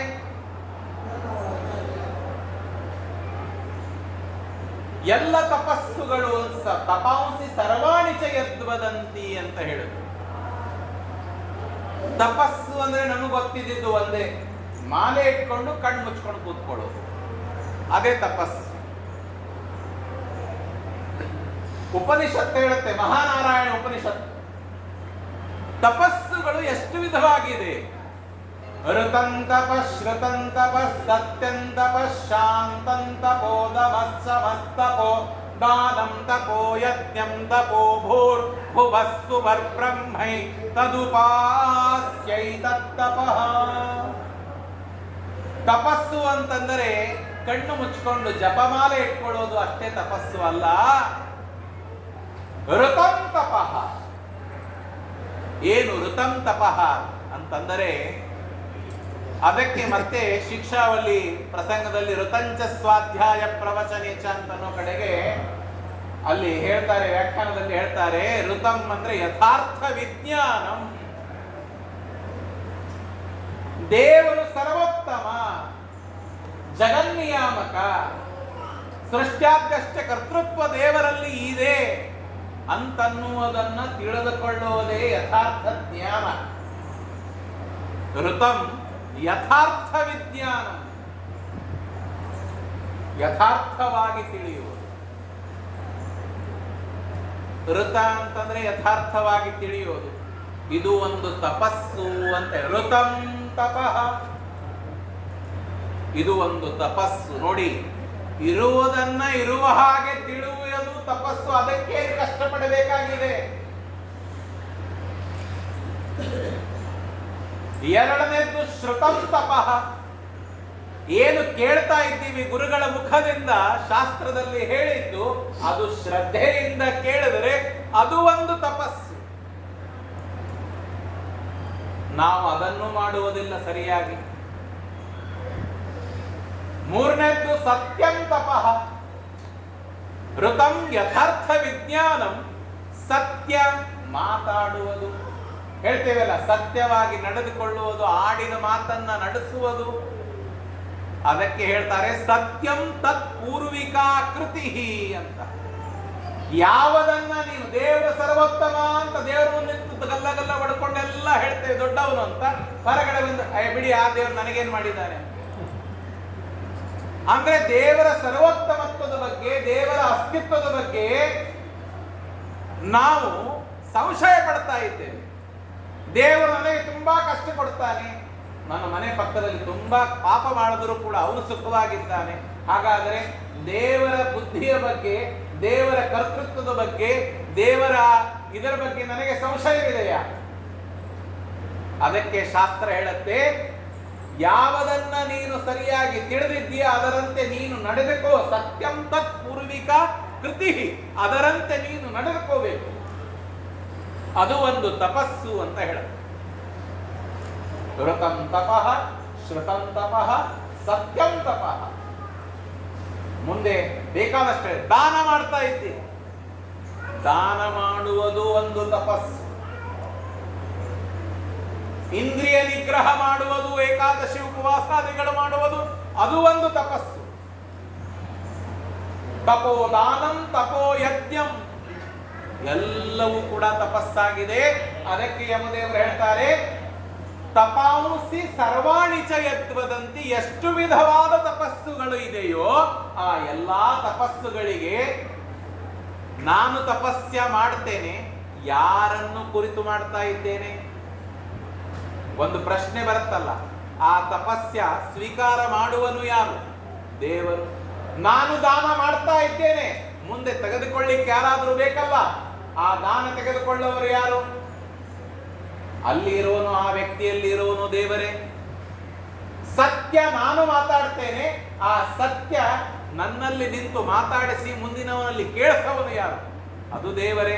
ಅದು ಒಂದು ತಪಸ್ಸು. ಅಂದರೆ ಶಾಸ್ತ್ರ ಎಷ್ಟು ವಿಸ್ತಾರವಾಗಿ ಈ ತಪಸ್ಸಿನ ಬಗ್ಗೆ ಹೇಳ್ತಾ ಇದೆ ನೋಡಿ. ಸರ್ವೇ ವೇದಾಹ ಯತ್ಪದ ಮಾಮನಂತಿ ತಪಾಂಸಿ ಸರ್ವಾಣಿ ಚ ಯದ್ವದಂತಿ ಯದಿಚ್ಛಂತೋ ಬ್ರಹ್ಮಚರ್ಯಂ ಚರಂತಿ. ಯಾವ ದೇವರನ್ನ ಅಪೇಕ್ಷಿಸಿ ಉದ್ದೇಶಿಸಿ ನಾವು ಎಲ್ಲ ಉಪವಾಸಾದಿ ವ್ರತಗಳನ್ನ ಮಾಡ್ತೇವೆ, ಇಂದ್ರಿಯ ನಿಗ್ರಹ ಮಾಡ್ತೇವೆ, ಬ್ರಹ್ಮಚರ್ಯ ಎಲ್ಲ ಇಟ್ಕೋತೇವೆ, ಆ ಎಲ್ಲವೂ ಕೂಡ ಎದಕ್ಕೆ? ಸರ್ವಂ ಭಕ್ತ್ಯರ್ಥ ಉದ್ದಿಷ್ಟಂ. ಪರಮಾತ್ಮನಲ್ಲಿ ಭಕ್ತಿ ಬರಬೇಕು ಅನ್ನೋದಕ್ಕಾಗಿ ಜಪತಪಾದಿಗಳನ್ನ ಅನುಷ್ಠಾನ ಮಾಡ್ತೇವೆ, ದಾನ ಧರ್ಮಾದಿಗಳನ್ನ ಮಾಡ್ತೇವೆ, ಶ್ರಾದ್ದಾದಿ ಕರ್ಮಗಳನ್ನ ಮಾಡ್ತೇವೆ, ಕಥೆ ಕೇಳ್ತೇವೆ, ಪ್ರವಚನ ಕೇಳ್ತೇವೆ, ಸಂಗೀತ ಕೇಳ್ತೇವೆ, ಎಲ್ಲ ಮಾಡ್ತೇವೆ. ಎಲ್ಲಾನು ಮಾಡಿದೇವೆ, ಭಕ್ತಿನೇ ಬರಲಿಲ್ಲ ಅಂತಂದ್ರೆ ನಮ್ಮ ಜೀವನ ಹೇಗೆ ಅಂತಂದ್ರೆ, ಈಗೆಲ್ಲ ವಿಧ ವಿಧ ಅಡುಗೆ ಮಾಡ್ತಾರೆ ನೋಡಿ, ಮಾಡಿರ್ತಾರೆ, ಎಲ್ಲ ಬಡಿಸ್ತಾರೆ. ಬಡಿಸೋದಕ್ಕಾಗಿ ಏನ್ ಬಳಸ್ತೇವೆ? ಸೌಟು. ಆ ಸೌಟು ಎಲ್ಲ ತುಪ್ಪ ಹಾಕತ್ತೆ, ಪಾಯಸ ಹಾಕತ್ತೆ, ಸಾಂಬಾರು ಹುಳಿ ಎಲ್ಲ ಹಾಕಿ ಎಲ್ಲ ಮಧ್ಯಾಹ್ನ ಎಲ್ಲ ಊಟ ಆದ್ಮೇಲೆ ಕ್ಲೀನ್ ಮಾಡಿ ಒಂದು ಮೂಲೆಯಲ್ಲಿ ಪಾತ್ರೆ ಇಡ್ತಾರೆ. ಆ ಸೌಟಿಗೆ ಹೋಗಿ ಕೇಳಿ, ಸಾಂಬಾರದ ರುಚಿ ಹೇಗಿತ್ತು, ಪಾಯಸದ ರುಚಿ ಹೇಗಿತ್ತು ಅಂತ ಕೇಳಿದ್ರೆ ಅದು ನಿಮಗೆ ಹೇಳುತ್ತಾ ಹೇಗಿತ್ತು ಅಂತ? ಅದು ಅನ್ನತ್ತೆ, ನನ್ನ ಕೆಲಸ ಹೋದೆ, ಹಾಕದೆ ಬಂದೆ, ನನಗೇ ರುಚಿ ಜ್ಞಾನ ಇದೆ. ಹಾಗೆ ನಮ್ಮ ಜೀವನ ಸೌಟಿನಂತೆ ಆಗಬಾರದು. ನಾವು ಒಬ್ಬ ಗುರುಗಳ ಹತ್ರ, ಒಬ್ಬ ಜ್ಞಾನಿಗಳ ಹತ್ರ ಒಂದು ಕಾರ್ಯಕ್ರಮದಲ್ಲಿ, ಒಂದು ಜ್ಞಾನಸತ್ರದಲ್ಲಿ ಕೂತ್ಕೊಂಡಾಗ ಎರಡು ಶಬ್ದಗಳು ಕೇಳಿದಾಗ ಆ ಶಬ್ದಗಳ ಪ್ರಭಾವ, ಅದರಲ್ಲಿ ಹೇಳಿದ ವಿಷಯಗಳು ನಮ್ಮ ಜೀವನದ ಮೇಲೆ ಅದು ವ್ಯಕ್ತಿತ್ವವನ್ನ, ಆ ಪ್ರಭಾವವನ್ನು ಹಾಕದೇ ಇದ್ದರೆ ಅದು ವ್ಯರ್ಥ. ಗರ್ವಿ ಸೂಪರಸಾನಿವ ಅಂತ ಹೇಳ್ತಾರೆ. ಹಾಗೆ ಯದಿಚ್ಛಂತೋ, ಯಾವ ದೇವರನ್ನ ನೋಡಬೇಕು, ಯಾವ ದೇವರ ಅನುಗ್ರಹವನ್ನ ಪಡೆಯಬೇಕು ಅನ್ನೋದಕ್ಕಾಗಿ ಬ್ರಹ್ಮಚರ್ಯಂ ಚರಂತಿ ತತ್ತೇ ಪದಂ ಸಂಗ್ರಹೇಣ ಬ್ರವೀಮಿ. ಆ ಭಗವಂತನ ನಿನಗೆ ಉಪದೇಶವನ್ನ, ಬ್ರಹ್ಮೋಪದೇಶ ಬೇಕಲ್ಲ, ಅದು ಏನಿಲ್ಲ. ತತ್ತೇ ಪದ ಓಂ ಇತ್ತೇ ತತ್ ಏನಿಲ್ಲ. ಅಕಾರ ಉಕಾರ ಮಕಾರ ಈ ಮೂರರಿಂದ ಪ್ರತಿಪಾದ್ಯನಾದ ಭಗವಂತ ಅವನೇ ಬ್ರಹ್ಮ. ಅವನನ್ನ ನೀನು ತಿಳಿದಕೋ. ನೋಡಿ, ಇಷ್ಟೇ ಆಯ್ತು ಓಂ ಅಂತ ಹೇಳ್ಬಿಟ್ರೆ ದೇವರ ಜ್ಞಾನ ಆಯ್ತು ಅಂತ ತಿಳ್ಕೊಳ್ಳೋ ಅವಶ್ಯಕತೆ ಇಲ್ಲ. ಛಾಂದೋಗ್ಯ ಉಪನಿಷತ್ತಿನ ಪ್ರಾರಂಭದಲ್ಲಿ ತುಂಬಾ ವಿಸ್ತಾರವಾಗಿ ಓಂಕಾರದ ಬಗ್ಗೆ ಹೇಳ್ತಾರೆ. ಅಕಾರೇಣ ಅಧಿಕ ಪ್ರೋಕ್ತ ಉಕಾರೇಣ ಉಚ್ಚ ಮುಚ್ಚದೆ ಕಥಾಮಿತಂ ಸರ್ವವೇದೈಹಿ. ಅಕಾರ ಯಾಕೆ ದೇವರಿಗೆ ಊಮ ಅಂತ ಕರೆದರು? ಅಕಾರ ಉಕಾರ ಮಕಾರ ಎಲ್ಲ ದೇವತೆಗಳಲ್ಲಿ ಪರಮಾತ್ಮ ಅಧಿಕರಾಗಿದ್ದಾನೆ. ಅಕಾರೇಣ ಅಧಿಕ ಪ್ರೋಕ್ತ ಉಕಾರೇಣ ಉಚ್ಚ ಮುಚ್ಚತೆ. ಇನ್ನೇನೆಲ್ಲ ಇದೆ ಪರಮಾತ್ಮನ ಎಲ್ಲ ಕರ್ತೃತ್ವ ಇತ್ಯಾದಿಗಳು ತಥಾ ಮಿತಂ ಸರ್ವ ವೇದೈ. ಆ ಭಗವಂತನಿಗೆ ಓಂ ಅಂತ ಇನ್ನು ಬೇರೆ ಹೇಳಿದ್ದಾರೆ. ಅದಕ್ಕೆ ಬ್ರಹ್ಮದೇವರು ಆ ಭಗವಂತನ ಬ್ರಹ್ಮೋಪದೇಶವನ್ನ ಯಮದೇವರು ನಚಿಕೇತನಿಗೆ ಹೇಳ್ತಾರೆ. ಹೇಳಿ ಸಮಯ ಆಗ್ತಾ ಇದೆ, ಇನ್ನೂ ಒಂದು ಕೊನೆ ಮಾತನ್ನ ಹೇಳಿ ಮುಗಿಸ್ತೇನೆ. ತಪ ಓಮಿತ್ತೇತತ್, ಅದನ್ನ ಹೇಳಿ ಯಮದೇವರಂತಾರೆ, ಏತದ್ದೇವಾಕ್ಷರಂ ಬ್ರಹ್ಮ, ನಿನಗೆ ಬ್ರಹ್ಮಜ್ಞಾನ ಬೇಕಲ್ಲ, ಇದೇ ಓಂಕಾರನೇ ಬ್ರಹ್ಮನ. ಏತದ್ದೇವ ಅಕ್ಷರಂ ಪರಂ, ಏತದ್ದೇವ ಅಕ್ಷರಂ ಜ್ಞಾತ್ವಾ ಯೋ ಯದಿಚ್ಛತಿ ತಸ್ಯ ತತ್. ಈ ಓಂಕಾರವನ್ನ ಅರ್ಥ ಮಾಡಿಕೊಂಡು ಭಕ್ತಿಯಿಂದ ಅದನ್ನ ಉಚ್ಚಾರ ಮಾಡದಿ, ಅದನ್ನ ಜಪ ಮಾಡದಿ ನೀನು ಅಂತಂದರೆ ನಿನ್ನ ಏನು ಬೇಕೋ ಎಲ್ಲ ಕಾಮನೆಗಳೆಲ್ಲ ಪೂರ್ಣವಾಗುತ್ತೆ.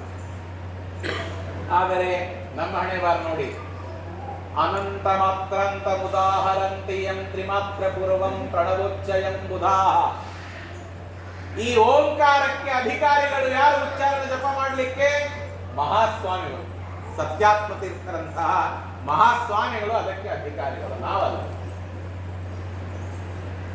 ಅದಕ್ಕೆ ನಾವು ಅವರಿಗೆ ಅಷ್ಟು ಹೋಗಿ ಪಾದ ಹಿಡಿದು ಅವರಿಗೆ ಪ್ರಾರ್ಥನೆ ಮಾಡಿ ಅನುಗ್ರಹ ಮಾಡಿ ಅಂತ ಕೇಳೋದು.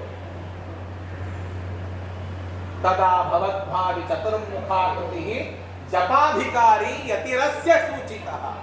ಸುಮಧ್ವ ವಿಜಯದಲ್ಲಿ ಹೇಳ್ತಾರೆ, ಅಂತಹ ಓಂಕಾರದ ಏತದಾಲಂಬನಂ ಶ್ರೇಷ್ಠಂ. ಇದನ್ನ ಬಿಟ್ಟು ಬೇರೆ ಕಡೆಗೆ ಮತ್ತೆ ನೀನು ಶೋರೂಮ್ದಲ್ಲಿ ಹೋಗಿ ನಾವು ಟಿ ಶರ್ಟ್ಗಳು ಟ್ರೈ ಮಾಡಿ ಇದು ಸರಿ ಇಲ್ಲ, ಇದು ಬೇರೆ ಕೊಡು, ಇದು ಸರಿ ಇಲ್ಲ, ಬೇರೆ ಕೊಡು ಅಂತ ದೇವರ ಬಗ್ಗೆ ನಂಬಿಕೆಯನ್ನ ಕಳ್ಕೋಬೇಡ. ಏತದಾಲಂಬನಂ ಶ್ರೇಷ್ಠಂ, ಏತದಾಲಂಬನಂ ಪರಂ, ಏತದಾಲಂಬನಂ ಜ್ಞಾತ್ವಾ ಬ್ರಹ್ಮಲೋಕೆ ಮಹೀಯತೆ. ಆ ದೇವರನ್ನ ದೊಡ್ಡವನು, ಆ ದೇವರನ್ನ ಬಿಟ್ಟು ಬೇರೆಯವರು ಯಾರು ಕೂಡ ನನಗೆ ಉದ್ಧಾರ ಮಾಡಲಿಕ್ಕೆ ಸಾಧ್ಯ ಇಲ್ಲ. ಹರಿರೇವ ಪರೋ ಹರಿರೇವ ಗುರು ಹರಿರೇವ ಜಗತ್ಪಿತೃ ಮಾತೃಗತಿ ನ ತತೋಸ್ತ್ಯ ಪರಂ ಜಗದೀಡ್ಯತಮಂ ಪರಮಾತ್ಪರತಃ ಪುರುಷೋತ್ತಮತಃ. ಆ ಭಗವಂತನನ್ನ ಬಿಟ್ಟು ತದಲಂ ಬಹುಲೋಕ ವಿಚಿಂತನಯ. ಸಾಕು, ಜಗತ್ತಿನಲ್ಲಿ ಮಕ್ಕಳು ಮದುವೆ ಆಗು ಮಠ ನೋಡಿದ್ದಾಯ್ತು, ಸಾಕು, ದೇವರನ್ನ ಕೊಂಡಾಡು ಅಂತ ಶ್ರೀಮದಾಚಾರ್ಯರು ದ್ವಾದಶ ಸ್ತೋತ್ರದಲ್ಲಿ ಹೇಳ್ತಾರೆ. ತದಲಂ ಬಹುಲೋಕ ವಿಚಿಂತನಯ ಪ್ರವಣಂ ಕುರುಮಾನ ಸಮೀಶ ಪದೇ. ಅದನ್ನೇ ಯಮದೇವರು ನಚಿಕೇತನಿಗೂ ಕೂಡ ಹೇಳ್ತಾ ಇದ್ದಾರೆ. ಇಲ್ಲಿ ಕೊನೆ ಒಂದು ಇದನ್ನು ಹೇಳ್ತೇನೆ, ಏನಂತಂದ್ರೆ ನಾಚಿಕೇತ ಮುಪಾಖ್ಯಾನಂ ಮೃತ್ಯು ಪ್ರೋಕ್ತಂ ಸನಾತನ. ಈ ನಚಿಕೇತ ಯಮನಚಿಕೇತ ಸಂವಾದ ಇದು ಉಕ್ತ್ವಾ ಶ್ರುತ್ವಾ ಚ ಮೇಧಾವಿ. ಬಹಳ ಸಂಕ್ಷೇಪವಾಗಿ ನಾನು ಸುಮ್ಮನೆ ಅದನ್ನ ಸ್ಪರ್ಶ ಮಾಡಿದ್ದೇನೆ ಅಷ್ಟೇ.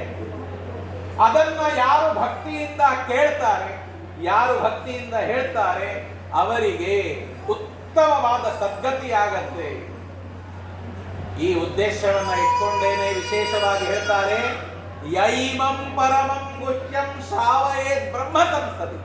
ದೊಡ್ಡ ಗುರುಗಳು, ಎಲ್ಲ ಜ್ಞಾನಿಗಳು ಇಂತಹ ಸತ್ಯಜ್ಞಾನ ತೀರ್ಥ ಶ್ರೀಪಾದಂಗಳವರ ಪ್ರಾಣದೇವರ ಸನ್ನಿಧಾನದಲ್ಲಿ ಬ್ರಹ್ಮ ಸಂಸದಿ ಶ್ರಾವಯೇ ಪ್ರಯತಃ, ವಿಶೇಷವಾಗಿ ಶ್ರಾದ್ದದ ಸಮಯದಲ್ಲಿ ಪ್ರಯತ ಶ್ರಾದ್ದ ಕಾಲೇವ ತದಾನಂತ್ಯಾಯ ಕಲ್ಪ್ಯತೆ. ನಾವು ಶ್ರೀಮದಾಚಾರ್ಯರು ಹೇಳ್ತಾರೆ, ನಮ್ಮ ಮನೆಯಲ್ಲಿ ಕೂತ್ಕೊಂಡು ಪೂಜೆ ಮಾಡಿದ್ರೆ ಪೂಜೆ ಅಲ್ಲವಾ, ದೇವಸ್ಥಾನಕ್ಕೆ ಹೋಗಿ ಯಾಕೆ ಪೂಜೆ ಮಾಡಬೇಕು ಅಂತಂದ್ರೆ ನಾವು ಏನು ಮಾಡ್ತೇವೆ ಆ ಮಾಡಿದ್ದು ಅನಂತಂ ಹರಿಸನ್ನಿಧೌ.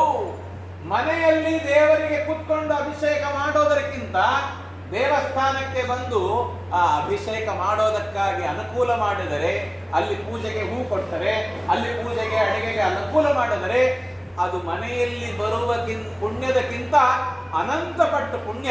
ಅಂತಹ ದೇವರ ಸನ್ನಿಧಾನದಲ್ಲಿ ಸತ್ಯಜ್ಞಾನ ತೀರ್ಥ ಶ್ರೀಪಾದಂಗಳವರು ಈ ವೃಂದಾವನದಲ್ಲಿ, ಇಲ್ಲಿ ಸನ್ನಿಧಾನದಲ್ಲಿ ಅವರು ಇಲ್ಲಿ ಇದ್ದಾರೆ, ವಾಸ್ತವವಾಗಿ ಇದ್ದಾರೆ.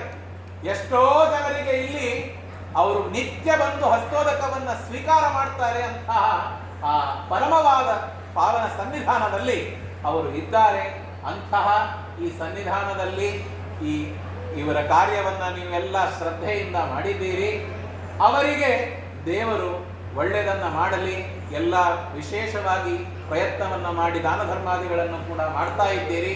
ಅದೆಲ್ಲವೂ ಕೂಡ ಆ ಬಂದ ಪುಣ್ಯ, ಈ ವಸ್ತುಗಳು ಅವರಿಗೆ ಸೇರೋದಿಲ್ಲ, ಆದರೆ ಅದರ ಪುಣ್ಯ ಏನಿದೆ ಆ ಪುಣ್ಯ ಅನಂತ ಪಟ್ಟಾಗಿ ದೇವರು ಅವರಿಗೆ ಕೊಟ್ಟು ಎಲ್ಲಿ ಇದ್ದಾರೆ ಅವರಿಗೆ ಸದ್ಗತಿಯನ್ನ ಕೊಡಲಿ ಅಂತ ಹೇಳಿ, ನನಗೆ ಅವರಿಗೆ ಕಳೆದ ಒಂದು 25-26 ವರ್ಷದ ಸಂಬಂಧ ಪ್ರಾರಂಭದಲ್ಲೇ ನಾನು ಹೇಳಿದೆ, ಪ್ರತಿ ತಿಂಗಳು 1-2 ಫೋನ್ ನನಗೆ ಅವರಿಗೆ ಇರೋದು. ಯಾವಾಗಲೂ ಕೂಡ ಹೇಗಿದ್ದೀರಾ, ಏನ್ ಕೇಳ್ತಾ ಇದ್ದೀರಾ, ಹೇಗಿದ್ದೀರಾ, ಚೆನ್ನಾಗಿ, ಮತ್ತೇನು, ಎಲ್ಲ ಸರಿಯಾ, ಇಲ್ಲ, ಅಷ್ಟೇ ಮುಗಿದ. ಕೃಷ್ಣಮೂರ್ತಿ ಮಾತು ನನ್ನ ಹೆಂಡತಿಗೆ ಫಿಕ್ಸ್ ಇದೆ, ಎಷ್ಟು ಮಾತಾಡ್ತಾರೆ ಇಷ್ಟೇ ಮಾತಾಡೋದು, ಆದರೆ ಮಾಡ್ತಾ ಇದೆ. ಯಾವಾಗಲೂ ಕೂಡ ಅದನ್ನ ಮಾಡಿ ಕೇಳಿ. ನಮ್ಮ ವೆಂಕಟರಮಣ ಡೆಲ್ಲಿಯಲ್ಲಿ ತುಂಬಾ ವರ್ಷ ಇದ್ರು, ಇವಾಗ ಕರ್ನಾಲಲ್ಲಿ ಇದ್ದಾರೆ ಅವರು. ಅಷ್ಟು ಅವರಿಗೆ ಒಂದು ಆತ್ಮೀಯತೆ, ಒಂದು ಕಳಕಳಿ, ಆ ಪ್ರೀತಿ, ವಿಶ್ವಾಸ, ಅಂತಃಕರಣ. ಅದೇ ಇವತ್ತು ನಾನು ಅವರು ಫಾರಿನ್ ನಲ್ಲಿ, ಲಂಡನ್ ನಲ್ಲಿ ಇರುವಾಗ ಫೋನ್ ಮಾಡಿ ಕೇಳ್ಕೊಂಡಾಗ ಒಂದೇ ಕ್ಷಣಕ್ಕೆ ಆಯ್ತಮ್ಮ ಬರ್ತೇನೆ ಅಂತ ಹೇಳಿದೆ. ಅದು ಅವರ ಅಭಿಮಾನ ನನಗೆ ಇಲ್ಲಿ ಕರ್ಕೊಂಡು ಬಂದಿದೆ. ಆದ್ದರಿಂದ ಅವರು ಎಲ್ಲಿದ್ದಾರೆ ಅವರಿಗೆ ಎಲ್ಲ ಪಂಡಿತರು, ಜ್ಞಾನಿಗಳು, ಬ್ರಾಹ್ಮಣರು ಎಲ್ಲರೂ ಕೂಡ ನಾವು ಕೇಳಿಕೊಂಡು ಅವರಿಗೆ ಒಳ್ಳೆಯದಾಗಲಿ ಅಂತ ಹೇಳ್ತಾ, ದೇವರಲ್ಲಿ, ಗುರುಗಳಲ್ಲಿ ಮತ್ತೆ ಪ್ರಾರ್ಥನೆ ಮಾಡಿ, ಸತ್ಯಾತ್ಮಕ ಶ್ರೀಪಾದಂಗಳವರು ಈ ಎಲ್ಲ ವ್ಯವಸ್ಥೆಯನ್ನ ಕಲ್ಪಿಸಿ ಇಂಥವರಿಗೆಲ್ಲ ಈ ಕರ್ಮಗಳಿಗೆ ಅನುಕೂಲ ಆಗಲಿ ಅಂತ ಈ ಭವನವನ್ನ ನಿರ್ಮಾಣ ಮಾಡಿ, ಇಲ್ಲಿ ಮಠಾಧಿಕಾರಿಗಳಾದ ಪ್ರವೀಣಾಚಾರ್ಯರು ಅವರು ಕೂಡ ತುಂಬಾ ಅನುಕೂಲವನ್ನ ಮಾಡಿ ಕೊಟ್ಟಿದ್ದಕ್ಕೆ ಈ ಎಲ್ಲ ಕಾರ್ಯಕ್ರಮಗಳು, ಪ್ರವಚನ, ಮೊದಲು ಇದು ಏನು ಇಷ್ಟು ಇದ್ದಿದ್ದಿಲ್ಲ, ನಾನು ನೋಡಿ ಹೋಗಿದ್ದೇನೆ, ತುಂಬಾ ಚೆನ್ನಾಗಿ ಎಲ್ಲ ಮಾಡಿದ್ದಾರೆ. ಅದಕ್ಕೆ ಎಲ್ಲರಿಗೂ ಕೂಡ ಅದು ಒಳ್ಳೆಯದಾಗಲಿ ಅಂತ ಹೇಳ್ತಾ, ವಿಶೇಷವಾಗಿ ಕೃಷ್ಣಮೂರ್ತಿ ಅವರಿಗೆ ಮತ್ತೊಂದು ಸಾರ್ತಿ ದೇವರಲ್ಲಿ ಕೇಳಿಕೊಂಡು, ನಾನು 2 ಹೇಳಿದ ಮಾತು ಏನಾದರೂ ನಾನು ತಪ್ಪಿದರೆ ಅದು ಗುರುಗಳು ನನಗೆ ಕ್ಷಮೆ ಮಾಡಿ. ನನಗೆ ಬಾಲ್ಯಕಾಲದಲ್ಲಿ ಪಾಠ ಹೇಳಿದವರು ಪ್ರಭುತ್ತಮಾಚಾರ್ಯ ಅವರು ಇಲ್ಲಿ ಕೂತ್ಕೊಂಡಿದ್ದಾರೆ. ನನಗೆ ಅದು ಒಂದು ಸಂತೋಷ. ಯಾಕಂದ್ರೆ ಗುರುಗಳ ಮುಂದೆ ಕೂತ್ಕೊಂಡು ಮಾತಾಡಬೇಕು ಅಂತಂದ್ರೆ ಅವರು ಅಷ್ಟು ಹಿಂದೆ ಕೂತ್ಕೊಂಡು ನನಗೆ ಅನುಗ್ರಹವನ್ನು ಮಾಡಿದ್ದಾರೆ. ಅದಕ್ಕೆ ಅವರಿಗೂ ಕೂಡ ಮತ್ತೆ ನಮಸ್ಕಾರವನ್ನು ಮಾಡ್ತಾ, ಈ 2 ಮಾತುಗಳನ್ನ ನನ್ನ ಜೊತೆಗೆ ಓದಿದವರು ಶ್ರೀಧರಾಚಾರ್ಯರು ಅವರಿಗೂ ನಾನು ನಮಸ್ಕಾರವನ್ನು ಮಾಡ್ತಾ ಈ 2 ಮಾತುಗಳನ್ನ ಇಲ್ಲಿ ದೇವರಿಗೆ ಸಮರ್ಪಣೆ ಮಾಡ್ತೇನೆ. ಅನೇನ ಭಾವಿ ಯತ್ಪುಣ್ಯಂ ಸದಾಪ್ನೋತು ಗುರುರ್ಮಮ. ಶ್ರೀಕೃಷ್ಣಾರ್ಪಣಮಸ್ತು. ಅಕ್ಷಯಂ ಕರ್ಮ